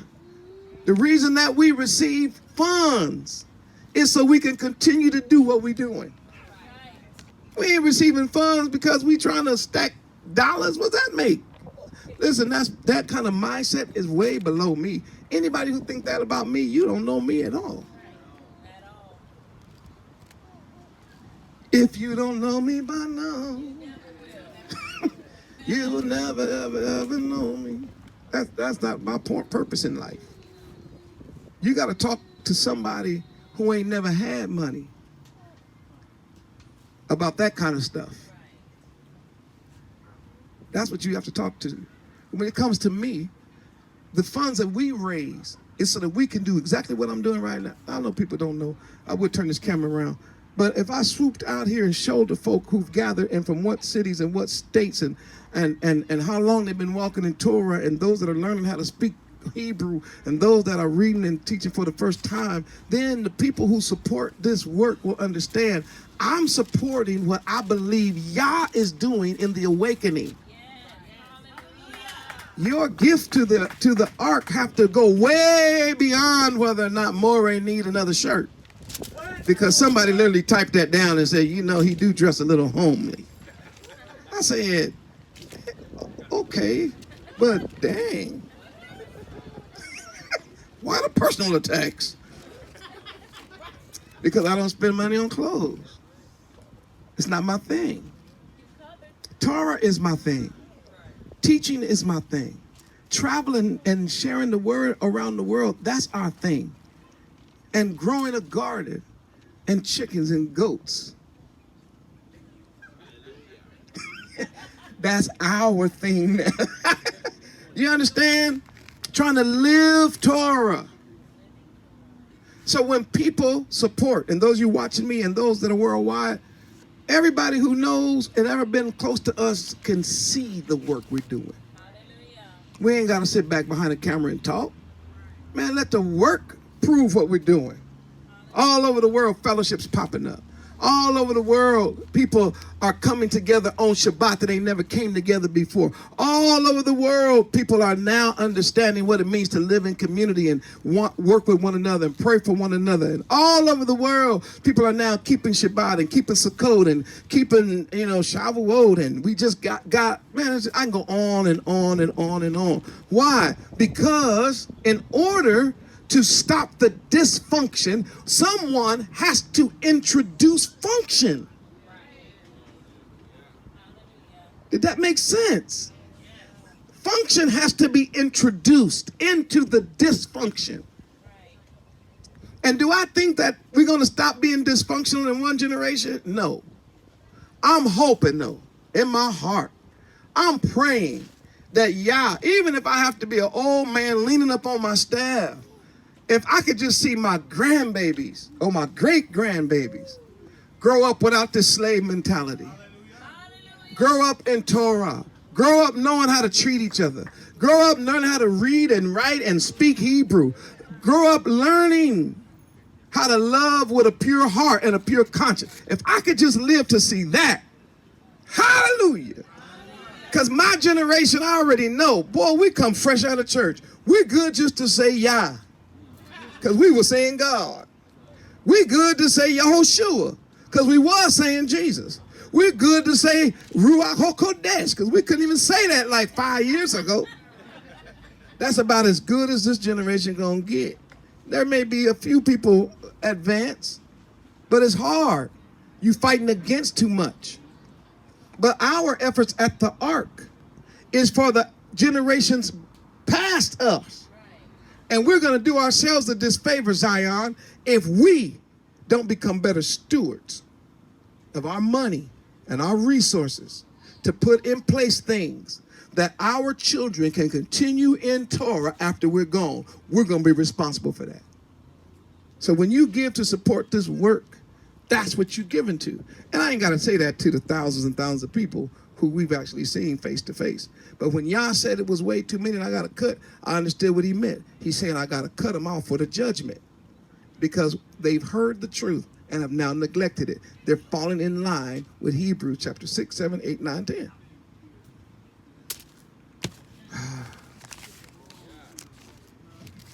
Woo, watch this. What am I on? Point number 5 now? This precept here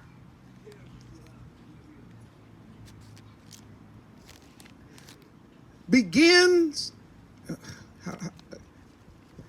this precept will start the process of undoing the slave mind, now watch this, of what? Disregarding others. In other words, this verse right here stops the me first movement. It ain't about me first. I got to think of my brother first. How would he feel before I do this? How's he going to feel? What's he going to think? How would I feel if I was in that situation? Slaves don't think about that. It's all about themselves. And he says, and I'm gonna, this is my conclusion. My conclusion is, he said, this is the law and the prophets. Which, by the way, kind of tripped me out. Because he didn't have to say that at the end of that, but he said it. Like, why did he say this? Why didn't he just say, as you would have men do unto you, then do you also unto them? Why didn't he just stop? Why did he have to say, this is the law and the prophet? Because we are commanded to keep the law. Here's your Hebrew word for today. Y'all already know it. Shamar. Everybody know that word by now? It means to keep. It is related to your word Shema, which means to hear. And that word literally is Shin Mem Resh. Shin Mem Resh. Shin represent teeth, or to cut, or to chew, or to consume. Of course, Mem represents movement, and Resh is the head. And the idea of this particular word, or water, this idea is really a word having to do with a sheepfold. A sheepfold. Back in the day, when the farmers would go out, when the shepherds would go out with their sheep, and they would go down for the night to rest, they would take thorns. And with these thorns, they would construct what they call a corral, or a makeshift corral, with thorns, hedges, bushes. They would take these thorn bushes, they would stack them next to each other, and they would make a circle around the sheep. Ooh, I felt something right there too. Ooh. And in order to get to the sheep, you had to get through the thorns. And most of the wild animals, they did not want to get pricked by the thorns, or the wild two-legged animals. So they would go around to the front and try to come in at what's called the door. But guess who would be laying at the front of the door of the corral? That shepherd. So in order to get to the sheep, you got to get through the shepherd. And everybody knew, that shepherd is a bad dude. That staff in his hand, that ain't for decoration. Y'all get it? So watch this. If we're going to keep Torah, that means we're got to put a hedge around Torah and then be willing to lay at the gate. And that's what I'm doing. I'm willing. Some of y'all willing too. I'm laying at the gate. I ain't got no issue. I know in order to get to Torah, you got to go. I already know that. Why do I know you got to do that? It's simple. Because we are the keepers of the truth. So if we don't want nobody tampering with, fooling with, twisting Yah's word, we have to be willing to die for it. Did you catch that? Keeping Torah is not the same word as obeying Torah. Keeping Torah means to guard it with your life. Don't let anybody mess with it. Don't let anybody change it. Guard it with your life. Now, the related word to obey, Torah, means that whatever Torah says, because you've kept it, whether you personally are right or wrong, you're supposed to go to Torah to figure it out, because that's your life now. When I keep Torah, that don't mean that I'm living in such a way that I've never violated. It means that's my rule. So when I do violate Torah, I know where to go to get straight. And it's not to Facebook. It's not to YouTube. When I want to get straight, I go to Torah. Torah say, this is where you blow it, this is where you off, this is where you need to get back. I'll follow those steps and I get back online. You got that? The second word is break. Write this down. I told you that word keep. The second word is break. And the word break is pa'ar. And it is, it's spelled pei resh resh. And the idea of pa'ar, to break, is another agricultural term. And it has to do with an ox that's treading on top of wheat for the purpose of breaking it. Why do you need an ox to tread on corn or to tread on wheat? Because the outer shell is what is thrown away, and the inner part of it is what's kept. So this ox would then walk around with his weight, and as the more he walked, the more he crushed the seeds, and as the seeds crushed, obviously, it then separated. So watch this. When the scripture tells us not to break Torah, it means do not cast Torah down and walk on it with your feet for the purpose of what? Separating it or breaking it. Torah cannot be separated. Did y'all catch that? So when he talks about these are the law and the prophets, notice he puts them what? Together. Because the word has to stay together. So when you violate this principle, he's saying what you are doing is you are trampling Torah. So anytime a person, and I'm using myself as an example, when a person decides to go after somebody and treat them bad and all that kind of stuff, and they're trampling Torah, because I understand scripture, I know that from that point forward, that person will receive no growth from Yah. Period. It's over for them.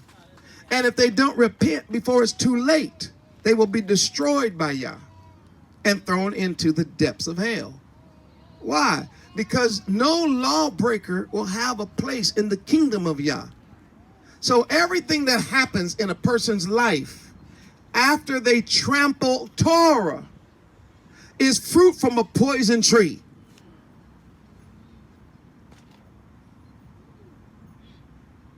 I say amen to myself. Amen.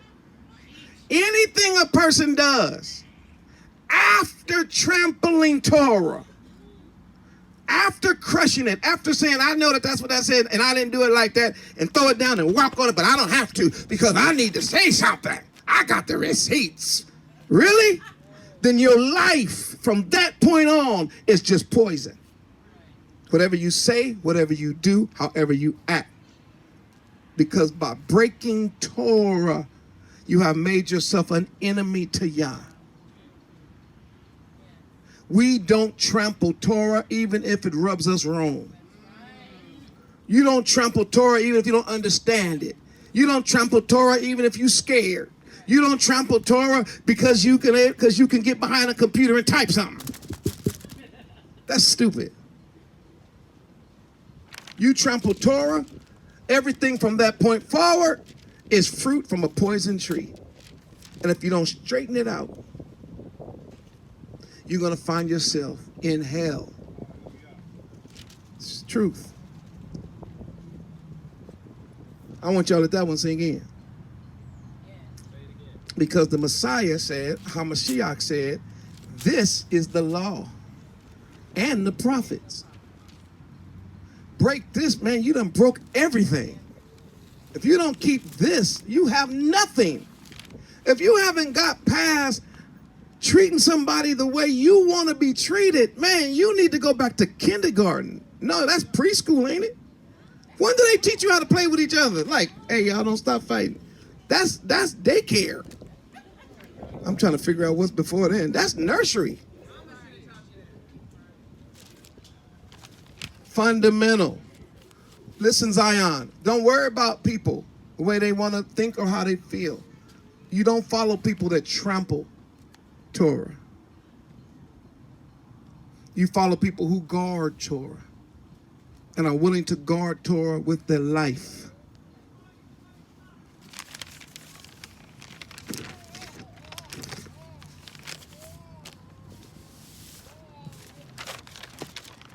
All right, let's do some calisthenics.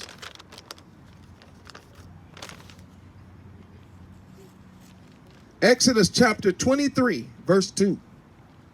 Biblical calisthenics.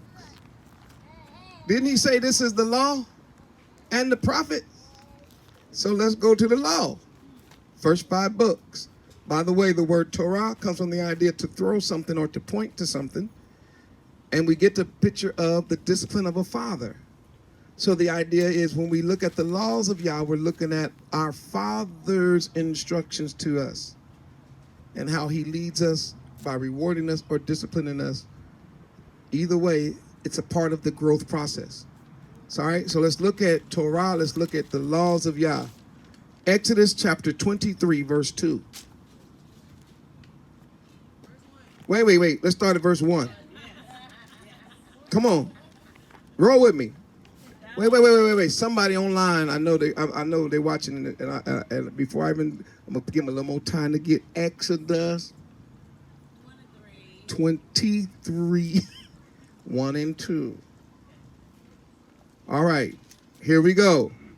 First 3 words. Thou shalt not. Oh, no, thou shalt. Thou shalt not. Thou shalt not. Don't that sound familiar? Yes. Where have we heard these thou shalt nots? In Exodus chapter 20. So when you get to Exodus chapter 23 and you hear a thou shalt not, you know that this is a part of the commandments that Yah's given Moses. This is something that you, Zion, don't do. Thou shalt not do what? Raise a false report. There we go again. So if a person raises a false report on you, they're breaking Torah. Period. So guess what? You don't raise a false report on others. I don't even care if you think the report is true. If you don't know it for a fact, shut up. People are making themselves look so stupid running behind this thing that Hul and I, because this wasn't done with just us. It was so many people that know this whole thing was fake. And they're making themselves look more and more stupid every day, raising a false report. That's like them saying to Joseph, Joseph, did you really sleep with Potiphar's wife? Come on, Joe. Joe's like, nah, man, she grabbed my shirt. Man, come on, Joe, that child was fine as hell, man. Come on, man. She beautiful. Joe like, hey, I told you, man, I didn't. So now it's like, I need you to explain to me exactly what happened because she said you got the booty. That's what she said. And she got a piece of your clothes, which is her receipt. I got the receipt. Joseph's like, hey, man, I was running out the bathroom. Whatever. Ain't no way in the world you let all that get away. And the husband wasn't home either. You just let her, oh, come on, Joe, man. We know you Hebrews. You see how stupid that is? So you want Joseph to take a stand over a lie? He's like, tell you what, believe what you want to believe. That's up to you. He said, I'm telling you right now, man, I didn't do it. Period. Now, when it's all said and done, guess what side we on now? Potiphar's wife was lying. Yes. But at the time, when he got thrown in prison, it was what? Potiphar's wife telling the truth. Right. Did y'all get that? Yeah. So it said, don't raise no false report. Come on. Put. Not thine hand. With who? With the wicked. So if you see somebody doing something wicked, you don't pile on, Zion. That's one of our problems. Again, that comes from slavery. That's your slave brain. Listen, that's that slave trigger that they put in your head. When there's some mess. Ooh, child. Did you hear? Ooh, did I hear? What? Where is it? Ooh, bring it out. Bring it out. Man, we don't understand, man, how messed up we are mentally. There are slave triggers that they put in us. That certain things, they ring a bell. As soon as they do, then all of a sudden we revert back to slavery. No matter how many times, man, Hul and I done told the story about who we are, what we did in that situation, and how many people was involved. Man, people still talking about, man, I really wish they would. No, you don't wish nothing. You're just messy. You wish we would defend a lie?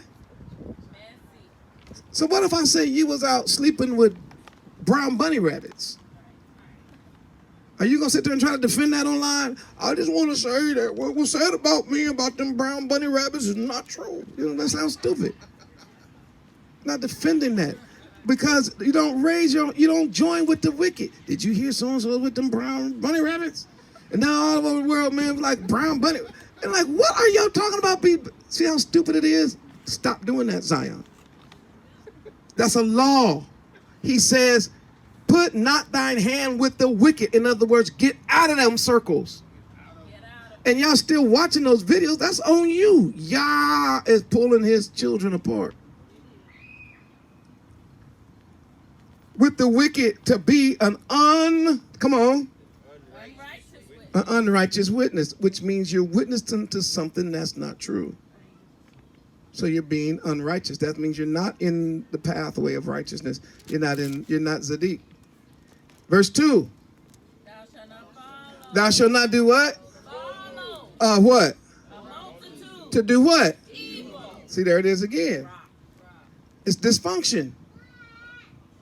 Why are you following people who are trying to create dysfunction in the body? What function are they playing other than Hasatan? That is their function, to be Hasatan. And when he tells you, don't be Hasatan, don't cause dysfunction. There are ways to deal with one another that will not cause dysfunction.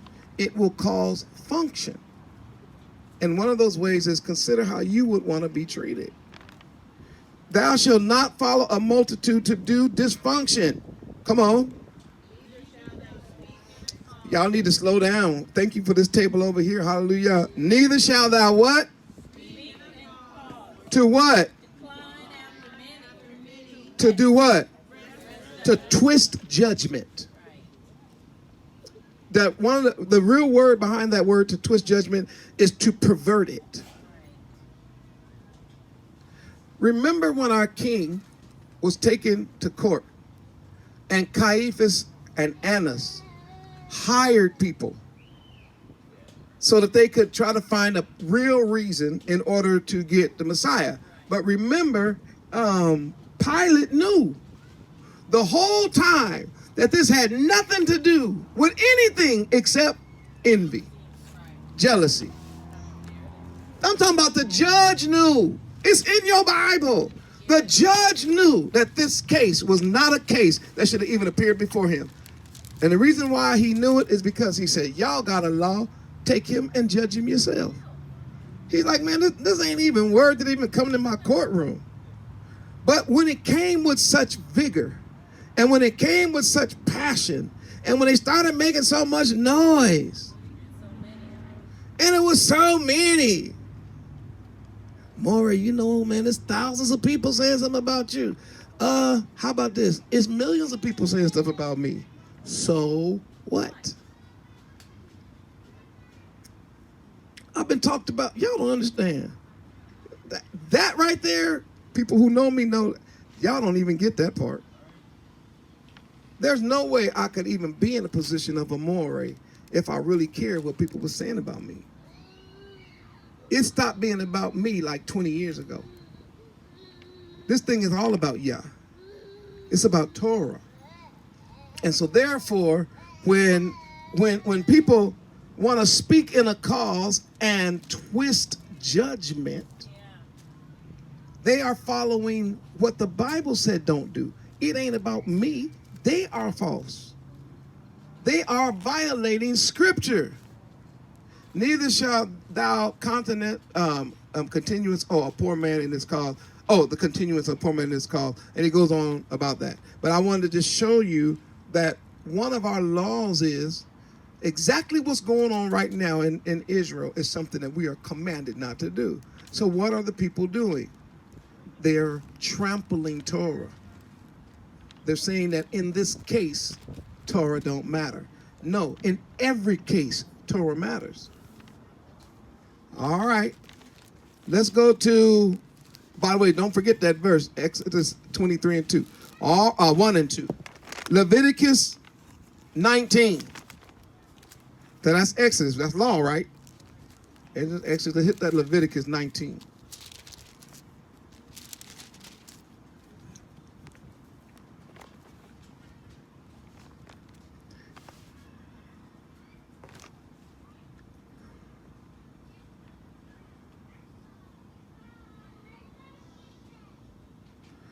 Ooh, man, there's so much in here. Let's just get to that 18th verse. But I want to, there's just so much in there. Because when you read that verse, let's just look at 11. You shall not steal, neither deal falsely. This is, oh wait, I'm sorry. Hold on.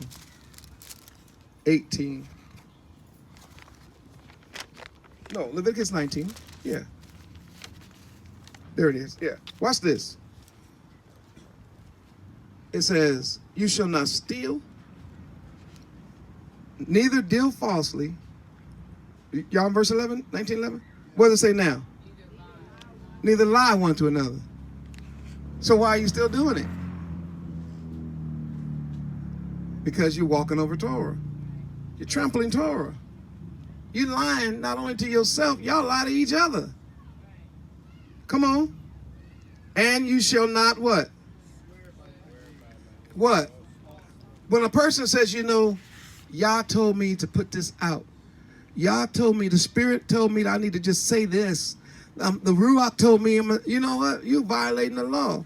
There's no way the Yah is telling you personally to put out falsehood on messengers that he's sending.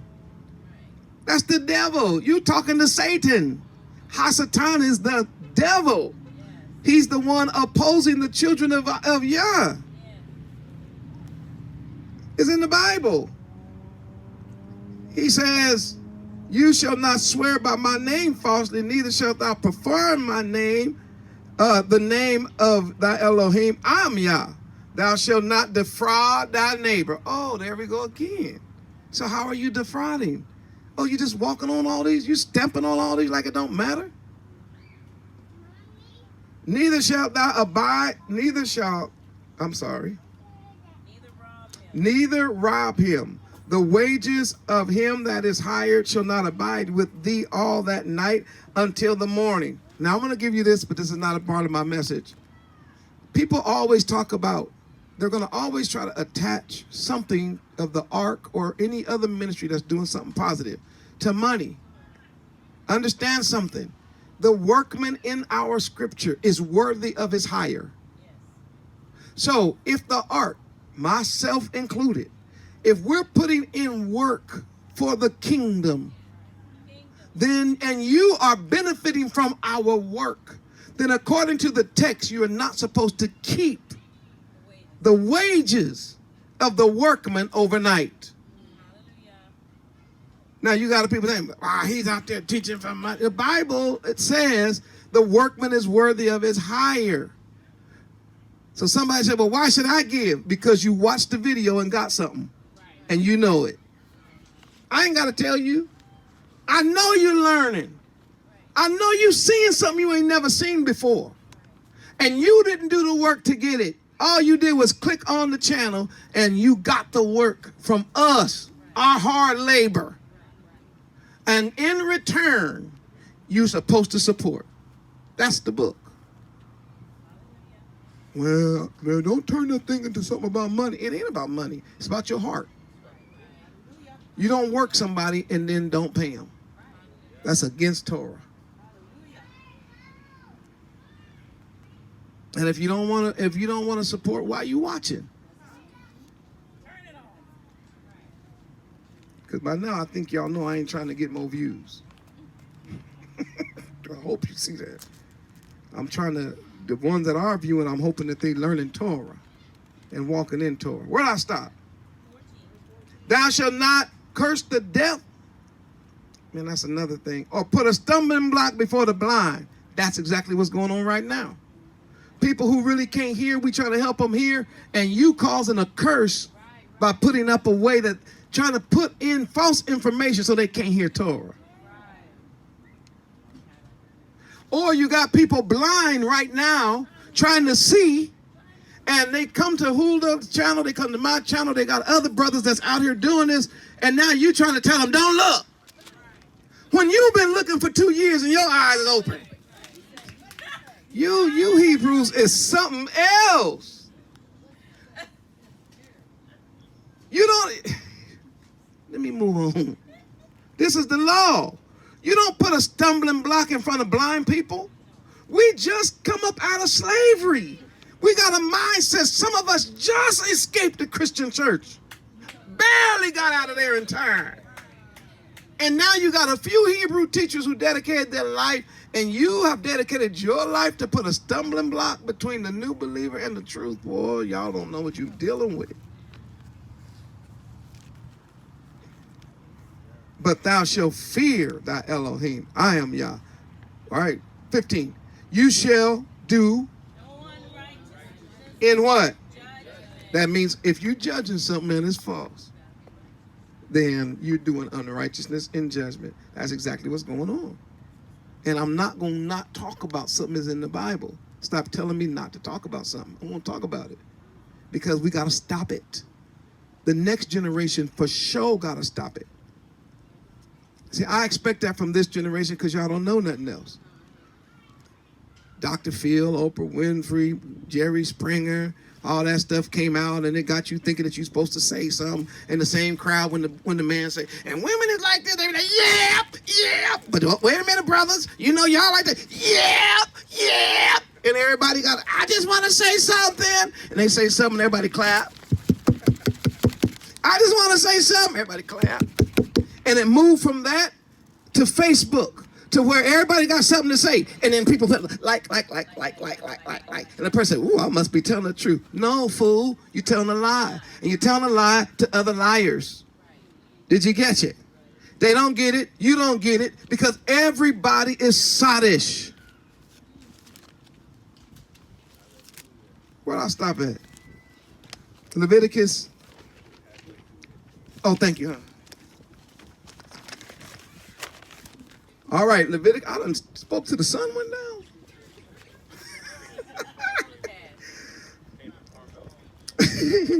Yeah, we make it up for the 2 we didn't get in yesterday. All right, here we go. Thou shalt not respect the person of the poor, nor honor the person of the mighty, but in righteousness shalt thou judge thy. In what? Talk back. In what? So if you see, if one of your brothers has been judged unrighteous, then you're not supposed to jump on the side of the judge and the judgment. Man, you don't start saying, man, that Joseph deserved to go to prison, that Jeremiah deserved to be thrown in the pit, that Daniel deserved to be in the lion's den, that the Hebrew boys deserved to be in the fire. Come on, man, what side are you on?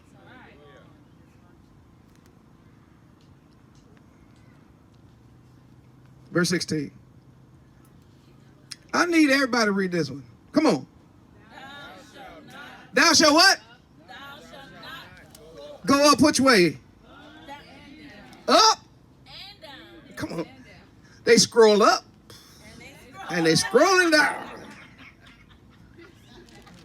Up and down. It's in the Bible. See, y'all, this is why people want to, they will not attack the message. Because I make you read it. I have the people reading the text out loud so that the four corners of the earth can hear it. It's against Torah to go up and what? Down. As a what? Among thy people. And they carrying tails where? Among the people. They're carrying lies. But they don't feel nothing. And the reason why they don't feel nothing is because they're trampling Torah. And when they say that the Spirit led them, they're talking about a demon.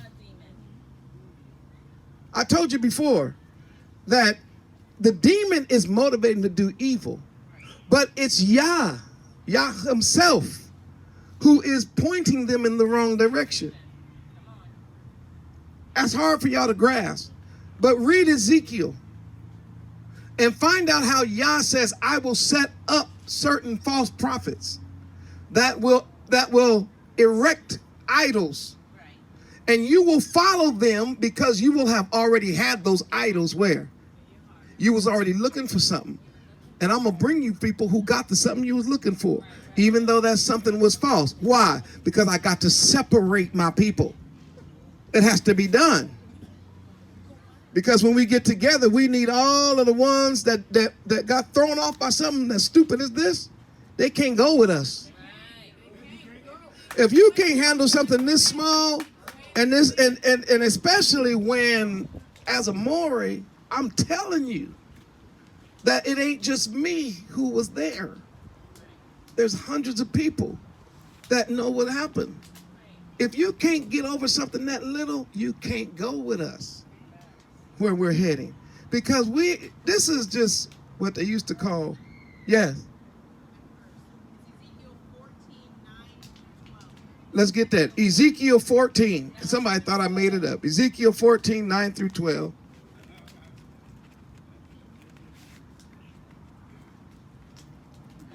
Okay, I'm not going to read it because somebody going to say, oh, he put that in the Bible.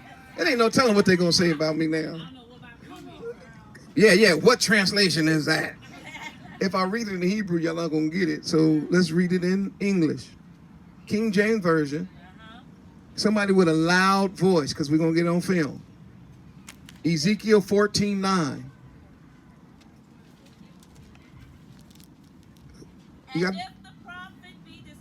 And if the prophet be deceived, when he hath spoken a thing, when he spoke a thing, come on.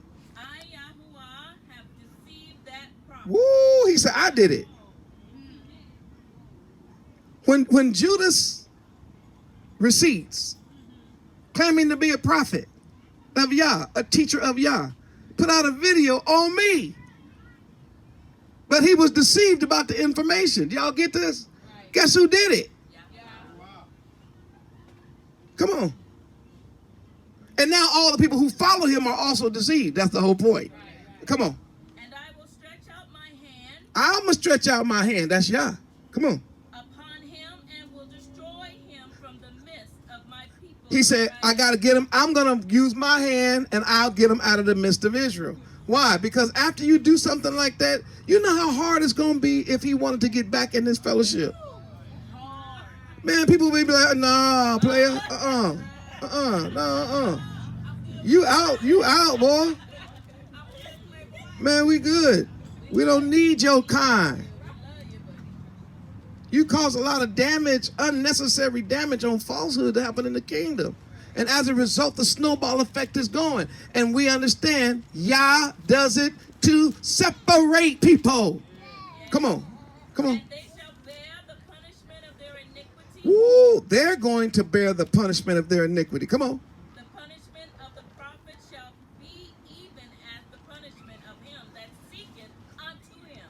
The punishment of the prophet, that's the false prophet, will be what? The same, come on. Of him that seeketh unto him. So it ain't, you guys can't go around saying, well, we thought he was a good teacher. We've been following his little YouTube channel, blah, blah, blah. Even after I done told you. Right. Go ahead, follow the false if you want. His punishment will also be your punishment. Right. You got to take on his iniquity. And not everybody who's now jumping on the bandwagon is also taking on the same iniquity. See, because y'all don't know Torah don't mean I don't know Torah. Right. And I understand the way Torah works. And I'm not going to acquiesce and apologize for Torah because I know it and you don't. I'm not saying you don't, but you get what I'm saying. If you don't understand this passage, I have to be the one to tell you. Come on. That the house of Israel may go no more astray from me. Because I got to stop Israel from going astray. Israel has to stop this foolishness. I have a passage in one of the verses I'm going to say that Yah says, one of my issues is I keep raising up preachers and sending them. I keep doing it. I raise them up, get them up early, and send them. And as soon as they come, man, y'all cuss them out, kick them, throw them in pits, get the receipts on them, all kind of stuff. Talking about, and after that, then what happens? He says, then the people go astray. So in order for Yah to cleanse his people, he has to then, what he's chosen to do was to bring false teachers in. People who have that falsehood, it's sort of like a magnet. They like mess. They like false stuff. They like messy stuff. So he brings people that are messy. And he'll have them preach. And then all the messy people go that way because they're being pulled. Something's making them go. And that's what Yah said, let that happen. So that the people that are solid will remain and learn how, and they will strengthen each other once all the messy people have been pulled out. What verse we on? Come on, give me that one. Watch this, y'all. One more after this.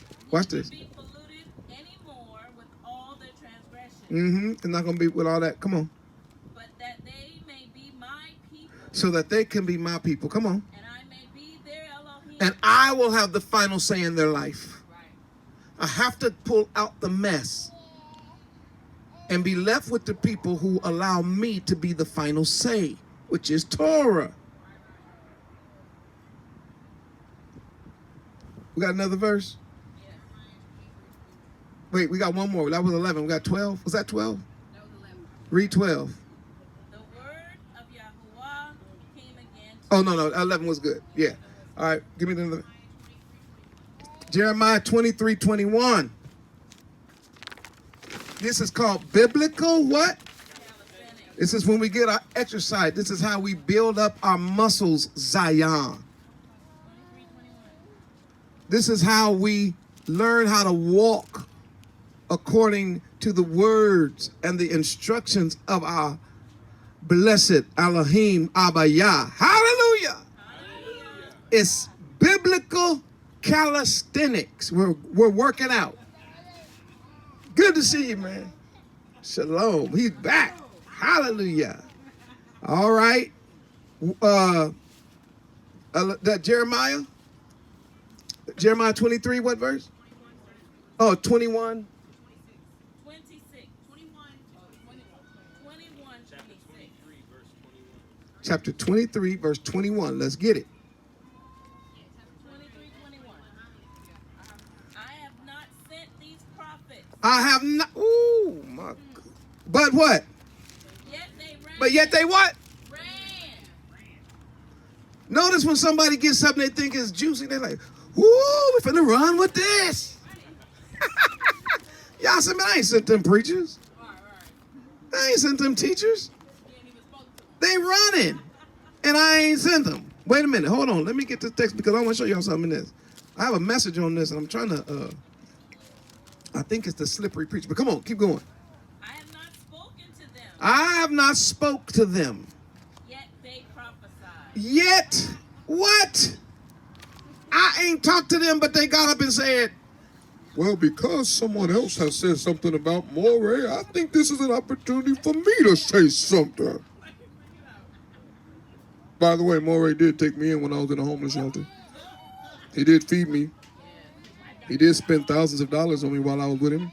And I never did produce one of those receipts.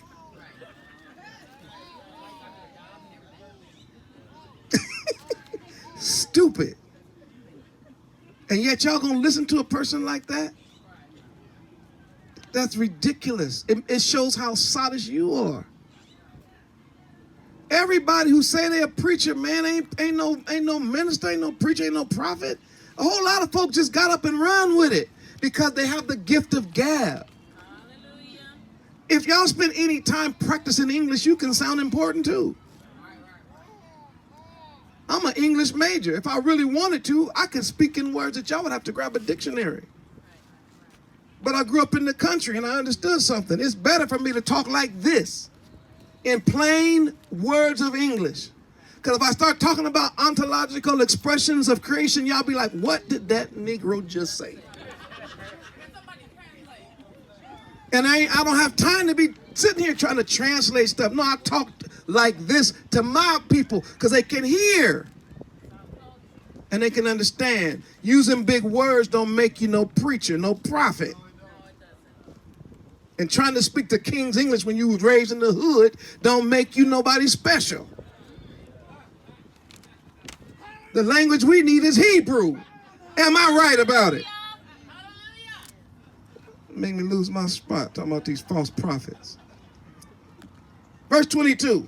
But if they had stood in But my if they really had stood in my counsel, come on. and had caused my people to hear my word, And if they really had caused my people to hear Torah, come on, then they should have turned them from their evil ways. then they would have turned people from their evil ways instead of turning people to evil. Not to evil, from evil. Which is what? Dysfunction. It's causing more dysfunction in the body. Is this thing still recording? Ooh, my, been up here this long. All right, come on. All right. And from their what? And from the evil of their doing. and the dysfunction of their doing. Here's a problem again. I told you all that Torah results in doing. Torah is a doing thing. So when you got people talking and it's causing people to become more dysfunctional, you know that this person is not a prophet of Yah. Come on. 23. Uh-huh. Am I a Elohim at hand, saith Yahuwah, and not an Elohim afar off? It's like, can I tell you what this verse says? And I'm going to move on after this. Can I tell you what this verse is saying? He's like, ain't I right here? Like, y'all acting like I'm not even here. Like, ain't I here? Y'all talking about I did this and the I'm gonna use the term they use. The Lord showed me this, and the Holy Ghost got me saying this, and oh, I've been led to do this. And y'all saying, you do know I'm right here, right? And you do know that I know I ain't sent you.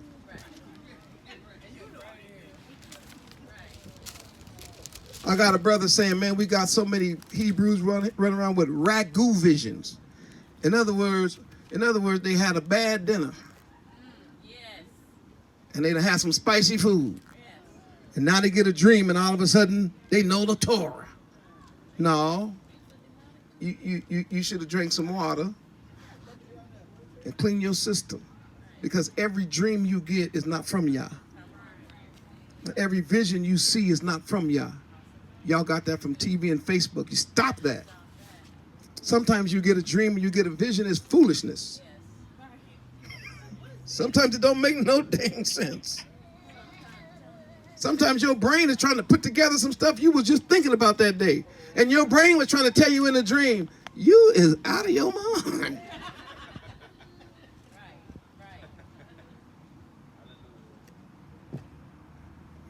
All right. Y'all, okay. I know y'all be thinking I'm making stuff up. But if you just go to the next verse, can any hide himself in the secret places that I can't see him? Said Yahuwah. Do not I fill heaven and earth, says Yahuwah. I have heard what the prophet said, that prophesied lies in my name, saying, I have dreamed, I have dreamed. Didn't I just say that? Everybody got a dream. I had a dream. Moreh, I had a dream about Hula. And Hula, I had a dream about Moreh. And what does that mean? Do y'all understand that the Bible spoke about this way before? I have a dream. That don't mean nothing. How long shall this be in the heart of the prophets that prophesy lie? Yeah, they were prophets of the deceit of their own heart, which think to cause my people to forget my name by their dreams.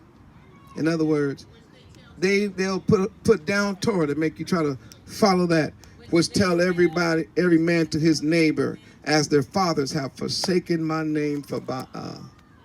The prophet that has a dream, let him tell a dream. And he that hath my word, let him speak my word faithfully. What is the chaff to the wheat, saith Yahuwah? In other words, your dream is like chaff, and the word is like wheat. That's why you don't see me getting up in front of people talking about what I dreamed and what I think and what I feel. It's Torah all the time. That's a t-shirt. Torah all the time. Ain't nobody tuning into the ark to hear no dream. Unless the dream is lining up with what? Torah. You'll make the people go crooked. They'll forget about Yah, and they will forget about his commandments. If you start convincing them about your crazy dream. All right. Calisthenics, let's get back in it. Isaiah chapter 1. Oh, now we in what? Who said that? We talked about the law. We was in the law with Exodus and Leviticus, right? Now we in the what?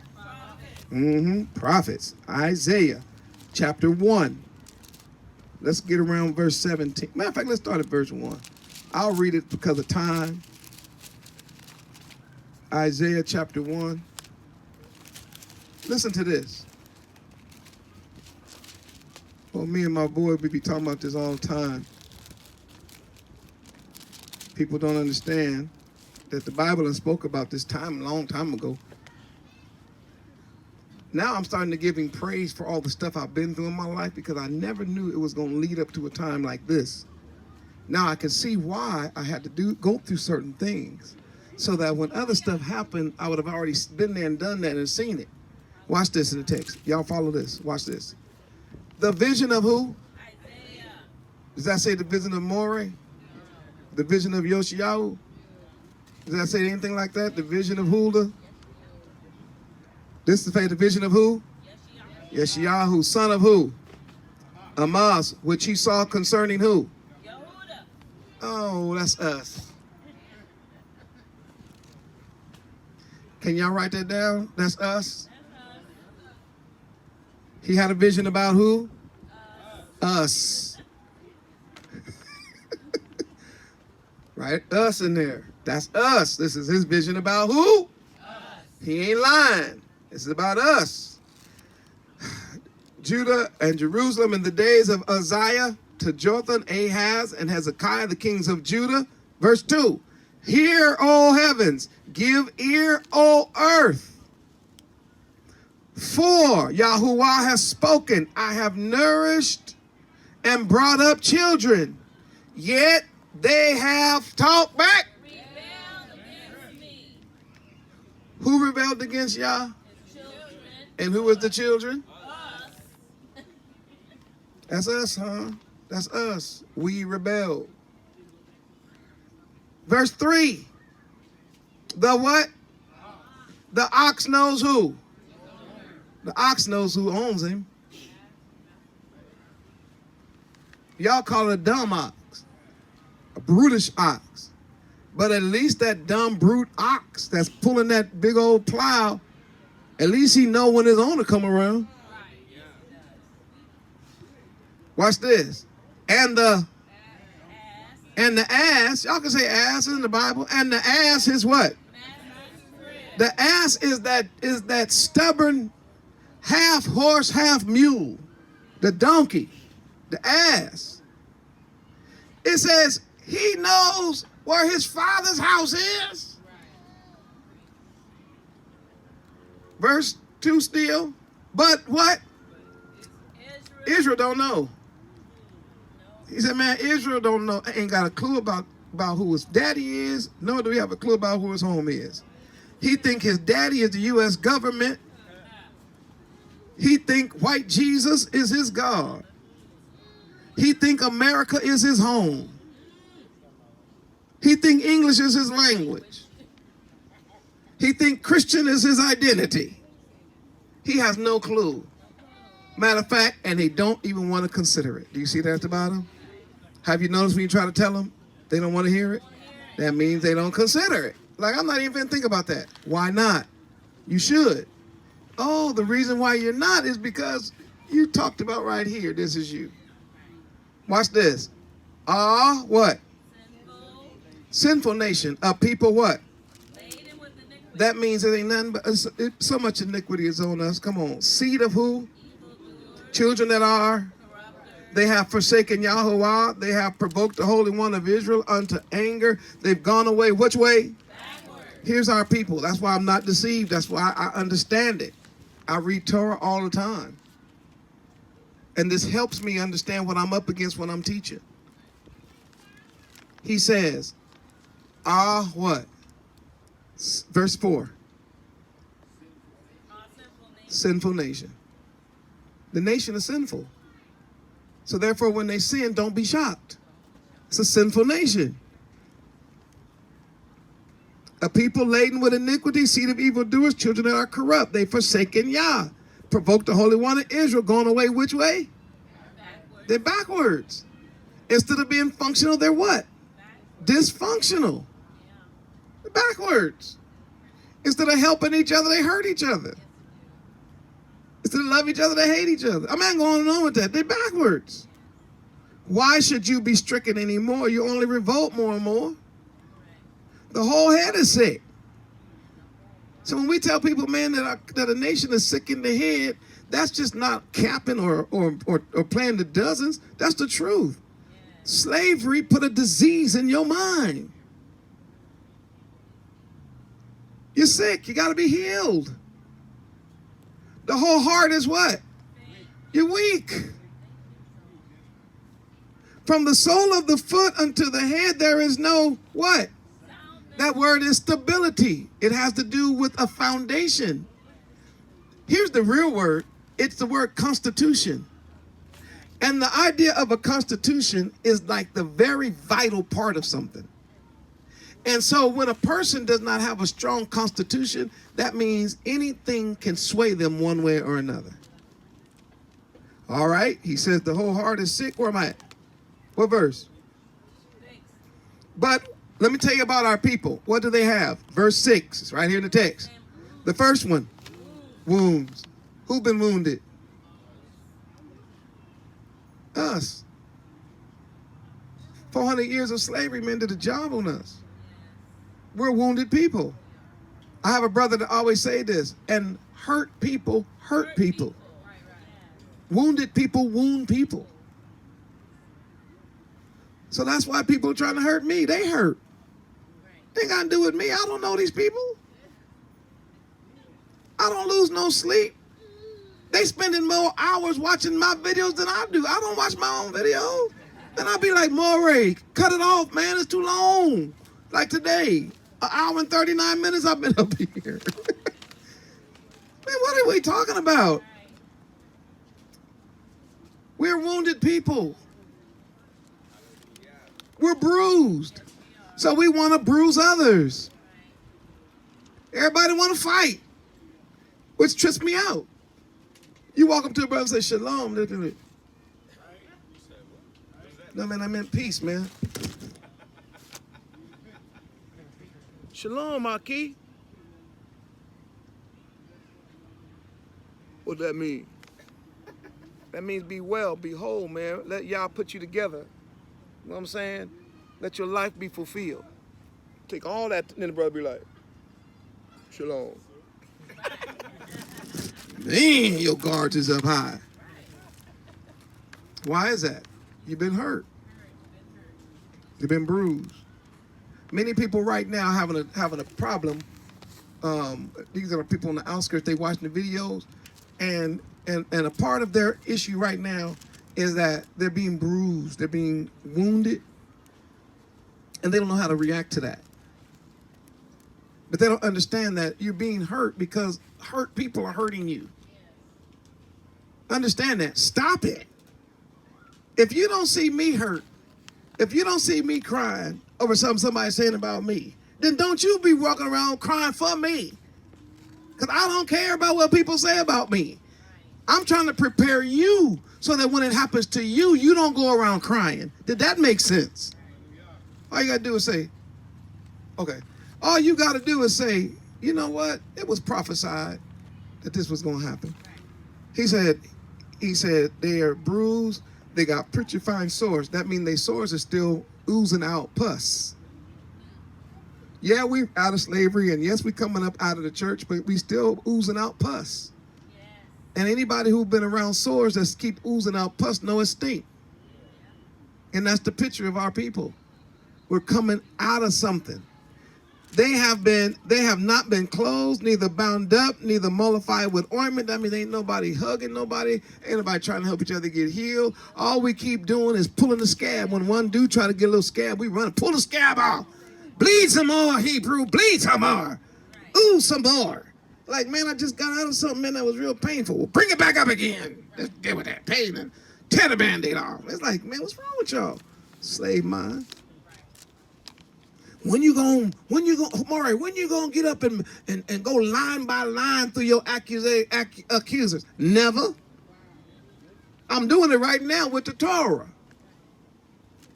Why? Because I already know they doing it because they hurt. Or they evil, or both. Let's keep going. Your country is what?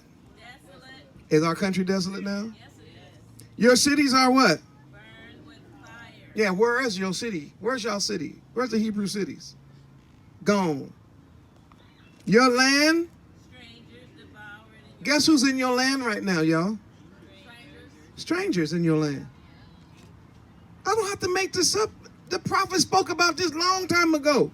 He said, as overthrown by strangers, and the daughters of Zion is left as a what? As a lodge in a garden of cucumbers, as a besieged city, except Yahuwah of hosts, and left to us a what? Very small remnant.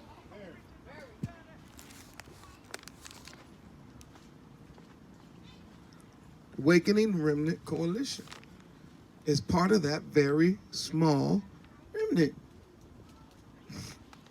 He said we would have been as Sodom and would have been likened to Gomorrah. Hear ye the word of Yahuwah, you rulers of Sodom. Oh, he called Israel Sodom. And give ear to the laws of your Elohim, you people of Gomorrah. To what purpose is the multitude of your sacrifices unto me, saith Yahuwah?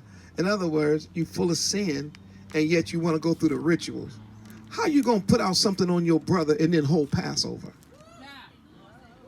How you going to talk? How you going to treat people outside of the way Torah told you to treat them, and then turn around and keep the Feast of Trumpets and the Day of Atonement and Shavuot? It's ridiculous.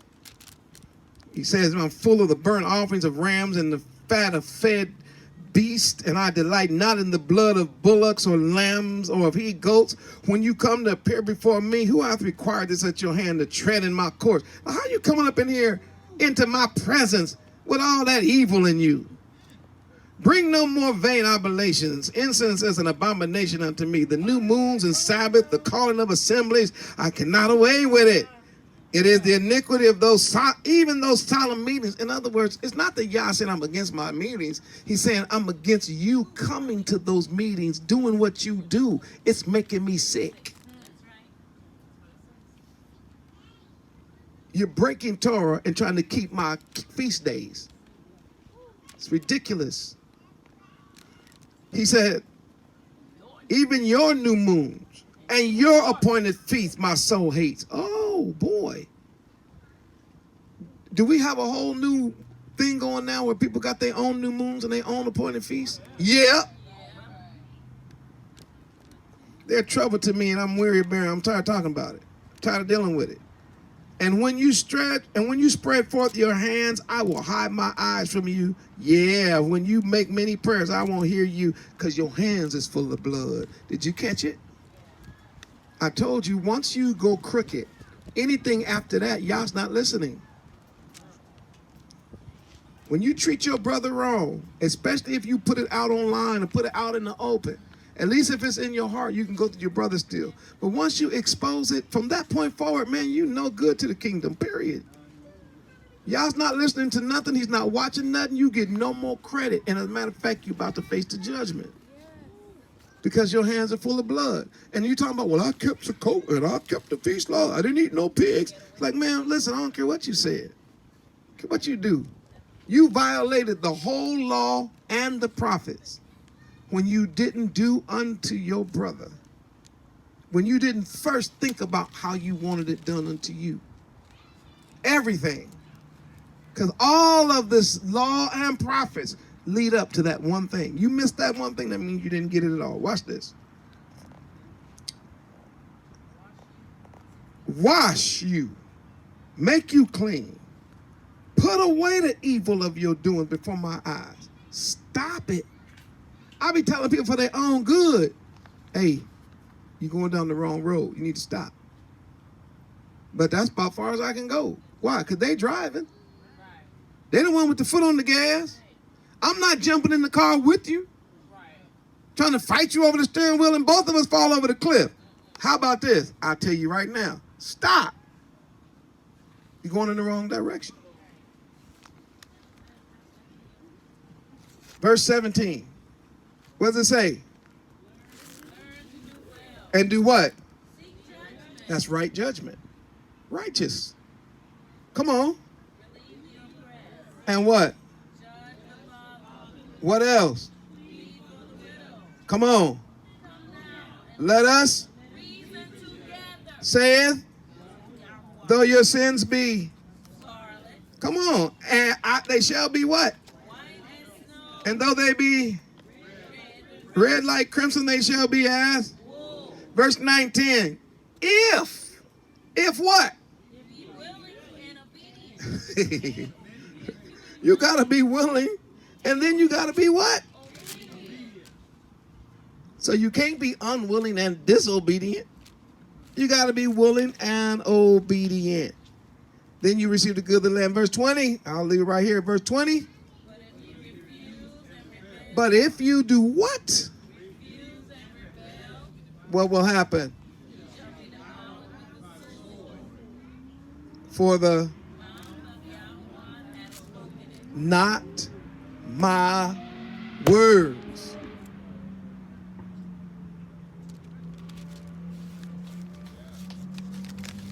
Not my words. Jeremiah 7. Go back to Jeremiah. We're shutting it down now. Jeremiah 7. Jeremiah chapter 7. Hallelujah. We give all praise, honor, and glory to the Most High Yah for this word that's going out to the four corners of the earth, feeding Zion, Torah, strengthening them with the water of the word, washing them, giving them what they need to make it through these troubled times. Hallelujah.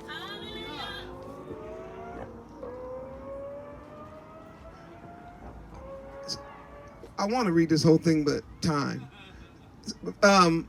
Jeremiah 7. The word that came to Jeremiah from Yahuwah saying, what?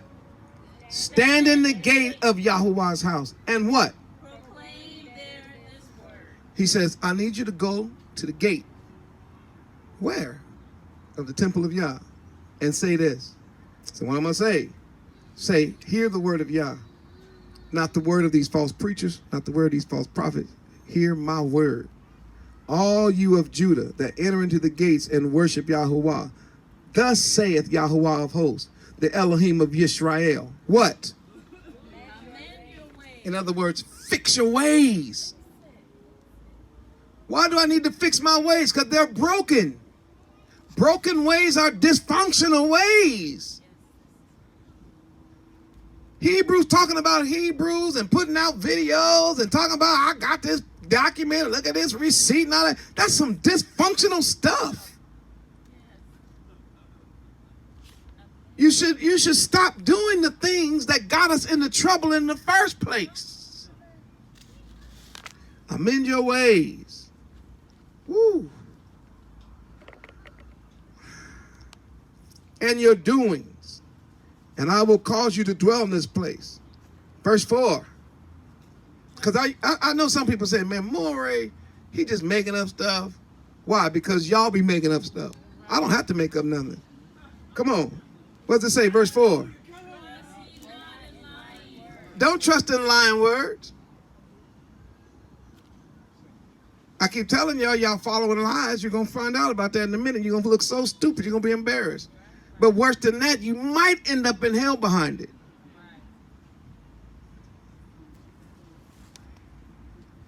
Don't trust lying words. Does he really have to tell you that? Don't trust lying words. Saying what? The temple of Yah, the temple of Yah, the temple of the Yah.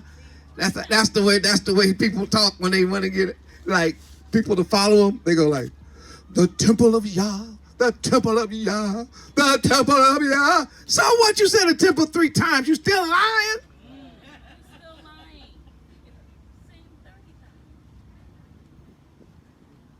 Just because you claiming something that's true with your hand up don't mean you can't lie.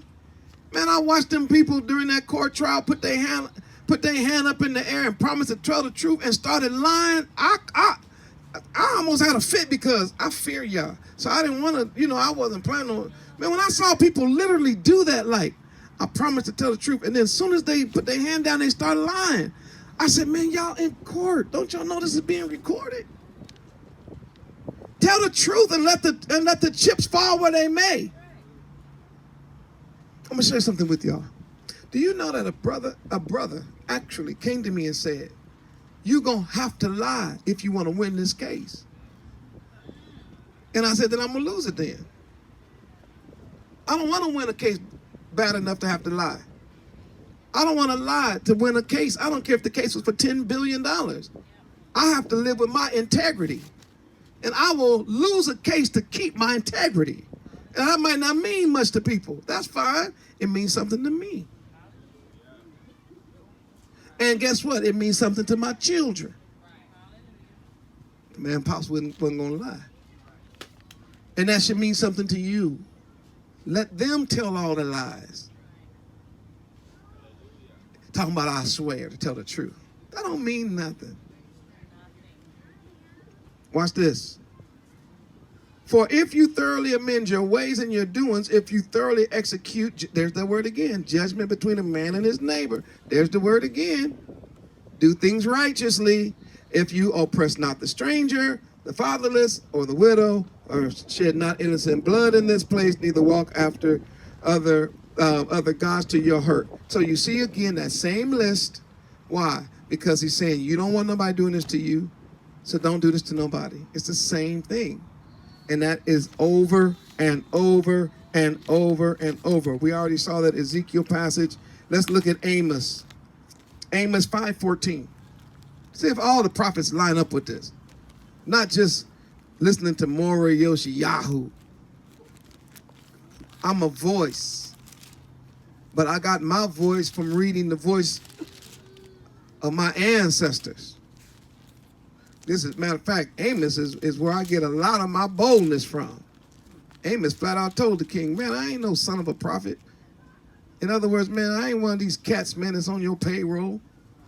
They get told to do one thing and they got to do it because it's about the families. Man, I was picking figs, man, when y'all called me. That's the way I feel. Man, I'm out here riding on a tractor. I'm cutting grapes. I'm plowing the backyard. I'm doing my thing. Y'all the one told me to tell the world Torah. So guess what? It'll be y'all's the one I answer to. Let's hit that Amos. He's bold.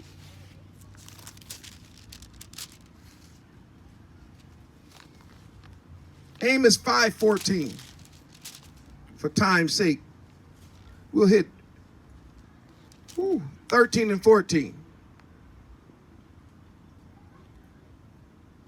Seek, come on. Good. Seek what? Good. That word is told. Seek to be functional. Seek function. And what? And not evil. So why is everybody trying to seek dysfunction instead of function? Because they're not reading the prophets. Prophet says seek good. You should be doing the best you can to find good in your brother or your sister, to help them, not to tear them down. That's dysfunctional. Watch this now. That you might live. Why is that important? Because we all in this thing what? Right. The better my brother do, the better I do. We in it together. And so Yahuwah, the Elohim of hosts, shall be with you as you have spoken. Watch this. Hate the evil. Hate dysfunction. Is that my words? No. No. This is Amos. Chapter 5, verse 15. Hate the evil. Get away from the evil. Despise the evil. And what? Love good. Love the good. Get away from dysfunction and start loving function. And establish what? Judgment. There it is again, in the gates. How many times does he have to talk about that? Over and over, and righteous judgment, righteous judgment, righteous judgment. Do good, do good, do good. Get away from evil, get away from evil. It's all through it. And then when we get people that dig into something that's evil, now we run to that as though y'all ain't said it. And I've just read it at least 10 times. It may be that Yahuwah of horse will be gracious unto the remnant of yourself. He said, man, let's do that just to see if by chance he would have mercy on us. All right, now that's the law and the prophets. Let's look at the letter real quick. Let's get in that new book. Let's go over to Romans. People always hating on Rabbi, brother teacher Moreh Yoshiyahu, which is known also as Paul. They always hating on him like he be making up stuff. I said, boy, y'all need to stop that. Just because you are ignorant and illiterate and you've never studied the Torah, you think Paul is making up a new religion. Paul is teaching Torah. You just don't understand what he's teaching because you don't know Torah. Man, well, I think Paul, who is you to think anything about Paul? You ain't nobody. Who you think you are thinking about what Paul's talking about? We were having a group discussion at the house, And I had a bunch of brothers. We was all hanging out, man, you know, during Passover. And I said to them, I said, y'all do know I like flying these little model airplanes. I haven't done it in a while, but I used to fly little model airplanes. And you put gas in them and everything, and you have a little remote control and you fly them, right? And I got to the point where I could fly them pretty good, you know what I'm saying? I like them, fun, right? I need to like do something for fun. And I said, can you imagine after flying my little remote control airplanes, I go to a commercial airliner and go up in there, man, and I see the pilot, you know how he say hello and all that kind of stuff. Can you imagine me saying, hey, Captain, you do know I kind of like, I'm in the airplanes, you know. I want you to let me fly this. Would he even entertain me? Absolutely not. He might call security. He will call security. Like, do you really think it's going to be like, so what's your experience? Right. Oh, well, there's like these little models, these little balsa wood planes, and, you know, I mean, the engines are, you know, I spent like $100 on one of my engines. Like, that's a lot of money for them airplanes. He's like, oh, really? And we about to get on a $5 billion airplane. Does it? Security. Security's a Hebrew over here named he's over here talking about he know more about the plane than I do. Come get this Hebrew before I'm all, you know, right? Watch this, even deeper. Once we get on the plane, I want you all think about this. Once we actually get on the plane, they close his door. Why? Because they want you to know that what's going on behind that door is his business. This is what he's trained to do. And you talking about the flight was bumpy, or you didn't like it, or da-da-da-da-da, and he's up there saving your life. That's why they got a door, because he don't want to hear your opinion. He don't want to hear you talking about we going too high, we going too fast, we going too slow. How come you didn't turn over here? How come I got it? No, you know what? So they closed the door. Because they got enough sense to know you don't know nothing about flying that commercial airline. Sit down, buckle your seatbelt. Make sure the child next to you is buckled. Let me give you some basic instruction. There is a life vest under your seat. Watch this. And watch this. They take you back to like first grade. They say, put it on. There's a little thing just in case of emergency. Pull the cord. If it does not inflate, blow on it. You got it, boys and girls? Beautiful.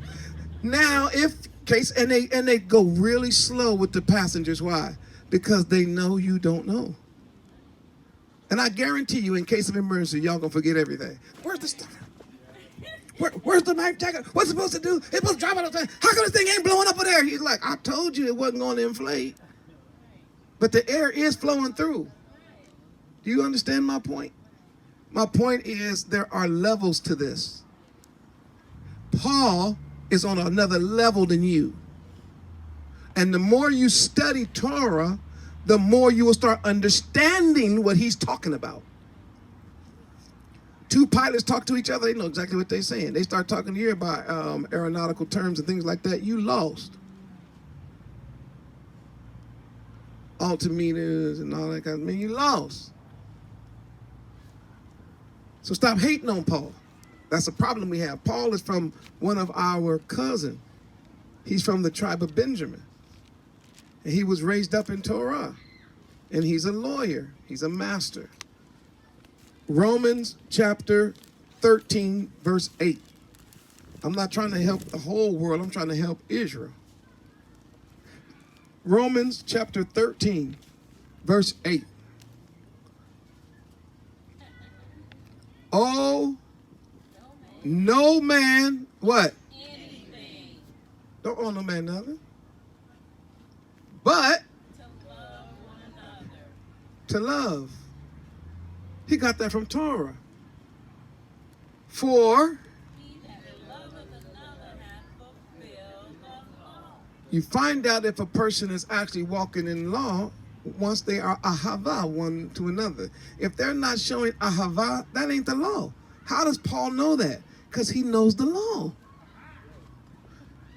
There ain't nowhere in the world, man, y'all could be keeping the law and backbiting. You can't keep the law and be going online talking about, I got the receipts. You can't be going on the line talking about, man, I got a document. You can't be talking about, man, I heard so-and-so. Did you know about so-and-so? That is not Torah. He said, ahava. And if y'all keep reading the Bible, you're going to find out a verse that says that ahava covers a multitude of sin. Now, the thing that happened to me is not even sin, because we were right in that situation. We were telling the truth. They were wrong. But even in the covering, I never did come flat out and just go online and blast those people. And the reason that I never took the stage and go blast them people was because there may be a chance that they might repent before they die, take their last breath. So I'm like, I'm just going to let them hopefully come to the conclusion in their own self. Because I could have easily went to the law of public opinion. But who cares? Love covers. If somebody close to me is going through something, you ain't going to never hear from me. Because I'm going to do the best I can to settle the issue behind the scenes, in love, to gain my brother. And when we come back in fellowship, everything is good. Come on. Let's keep going. For this, thou shalt not commit adultery. Thou shalt not kill. Thou shalt not. Where's he getting this from? But you hating on him. You hating on him and he's quoting Torah. Why? Oh, thou shalt not steal. Thou shalt not do what? You can't carry a false witness. But people are carrying a false witness. You understand that? It's against Torah. Thou shalt not covet. And if there be any other commandment, which we saw in Leviticus 23 and 1 and 2. The other commandments, it is briefly comprehended in this saying, namely, thou shalt what? Which means you don't treat people a way that you don't want to be treated. And nobody wants to be treated dirty. Watch this. 10.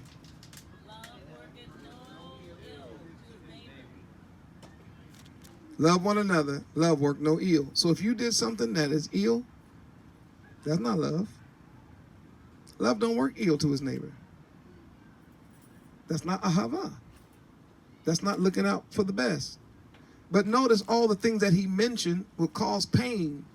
You don't want nobody commit. You might want to commit adultery with somebody's wife or husband. But the funny thing is, you don't want somebody committing adultery with your wife or your husband. Ain't that something? That's why he said, think about yourself first. And then be like, I don't want nobody doing that to my. So I guess I ain't going to do that either. What's the other one? Thou shalt not steal. Or thou shalt not. I don't want nobody to kill me, so I ain't going to kill nobody. Thou shalt not steal. I don't want nobody to steal from me, so I'm not going to steal from them. Thou shalt not bear false witness. I'm not going to lie on nobody or carry a lie on somebody, because I don't want nobody carrying a lie on me. See how all those laws line up? It's consistent. Law, prophets, we saw the Gospels with our King, and now you see it even mentioned again in the letters.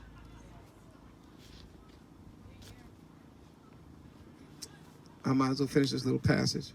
Love work no ill. Therefore, love is the fulfilling of the law. Love means that you do everything that's in the law.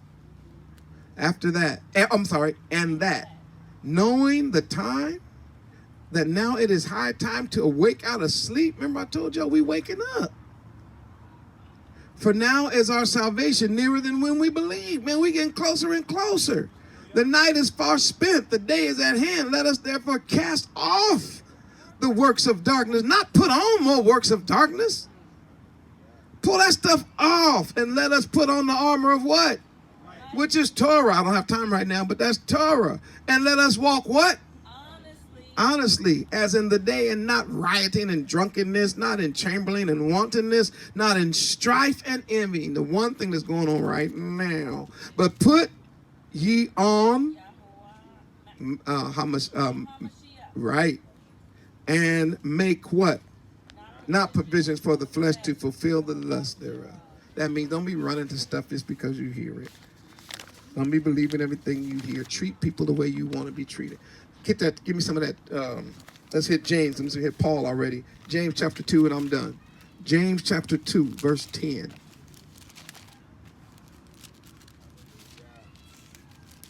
James. So we're getting a whole nother writer here. So now you can't say that this is Paul, even though Paul was teaching Torah. Let's see what James say.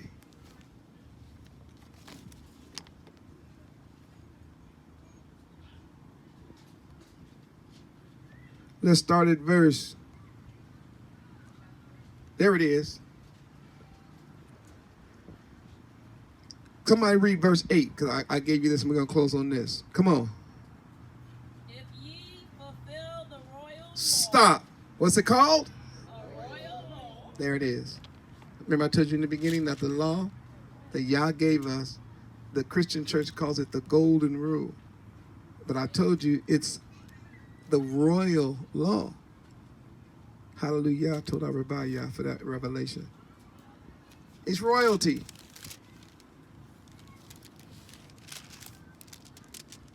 Wind blew my page over. Hold on. If you fulfill the royal law, beautiful, according to what? Scripture, Script. What? What's the scripture? thou shalt love thy neighbor as thyself, What? and ye do well. That's well. You're doing right then. You're doing good then. You're functional then. So he calls that line the royal law. Why? Because if you miss that, you miss everything. And those of you who watching me, you follow that foolishness. I'm telling you, you're missing everything. And you're going to be punished the exact same way as the people putting it out. The people putting it out, may Yah, well, in one passage he said, don't even really pray for them. I was going to read that passage to y'all in the book where Jeremiah's heart was breaking. And it happened to Ezekiel too. Their heart was for the people, and Yah said, stop. I'm going to do what I'm going to do. See, we can only go so far as humans with our compassion. But we have to stop and let Yah do what he's going to do. And watch this. We got to be good with it. And that's hard. Because sometimes Yah's doing stuff that we were like, kill the enemy. Then he said, well, your enemy is your husband and your wife. Do you want them to die? You were like, wait, don't kill all the enemies. See how we are? But what I always do when it comes to judgment, I always do it like this. Yah, you the judge. Let your word be final. So the law has never changed. The royal law is thou shalt love thy neighbor. You do well.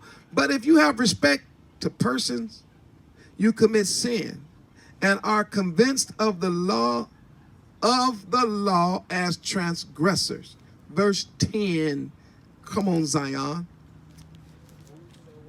Come on. For whosoever shall and he is. So how are you claiming to keep the law and you done broke a major point? Talking about, but I'm still going to teach the word. No, you need to shut up. Just stop. Y'all need to listen to me. No, we don't. You're a lawbreaker. We don't have to hear anything you say. You broke Torah. And not only are you broke Torah, you're trampling Torah. And because you trampling Torah, you're guilty of all Torah. For he that said, do not commit adultery, also said also, do not kill. Now, if thou commit adultery, and yet if thou kill, art thou become a transgressor? Thou art become a transgressor of the law. So speak ye, and so do, as they that shall be what? Judged. See, that's the problem. People don't know about the judgment day that's sure to come.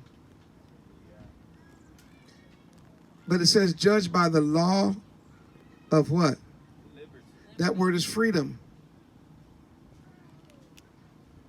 See, the problem with people is they're following the law. I mean, they're acting like there is no judgment day. And when the judgment day come, it ain't gonna be about me. It ain't gonna be about you. It's gonna be about how you line up with Torah. Your actions will be based on that.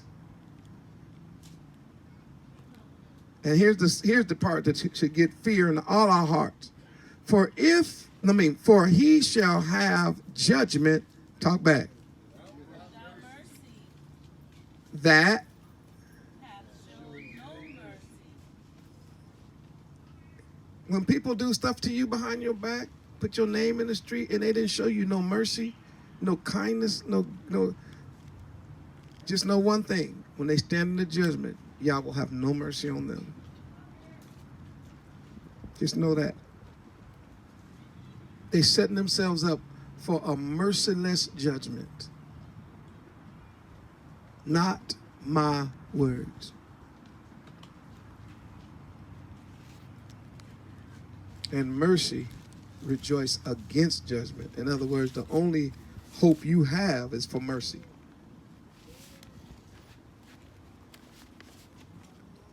But if you don't get no mercy after judgment, it's all bad. So how do I get mercy? You better show some mercy here. You better keep Torah here. You better think about how you treat people here before. You better think, how would I want to be treated? We want to be hard on everybody, want everybody to be soft on us. We want to be strict on everybody, but be lenient on us. We want to be tough on everybody, but handle me with kid gloves. No, how about this? How about we love one another without hypocrisy? How about we put ourselves in each other's place before we approach anybody with anything? And anything we do, let it be done in love. Therefore, we fulfill, or it's evident that we are then keeping Yah's law and Yah's prophets. Hallelujah. Hallelujah. Hallelujah. Hallelujah. To the 12 tribes worldwide. Hope this was good. Hope this was encouraging. And what the king said about how we treat each other, the law and the prophets. Shalom. Whew. Any questions? Any questions? What a long message. But the stuff in here was needed. Any questions?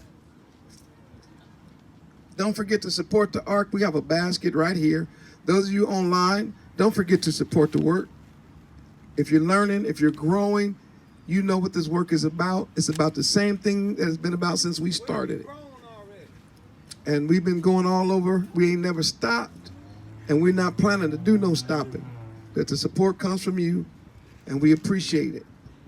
And we pray that Abba Yah will help us to be good stewards, to keep the word going and to keep Jacob waking up and giving them the necessary nutrients in the scripture that they need to stand in these last days. So Todah Rabbah for all your support, and hallelujah. Once again, Shabbat Shalom, Shabbat shalom. to the 12 tribes worldwide.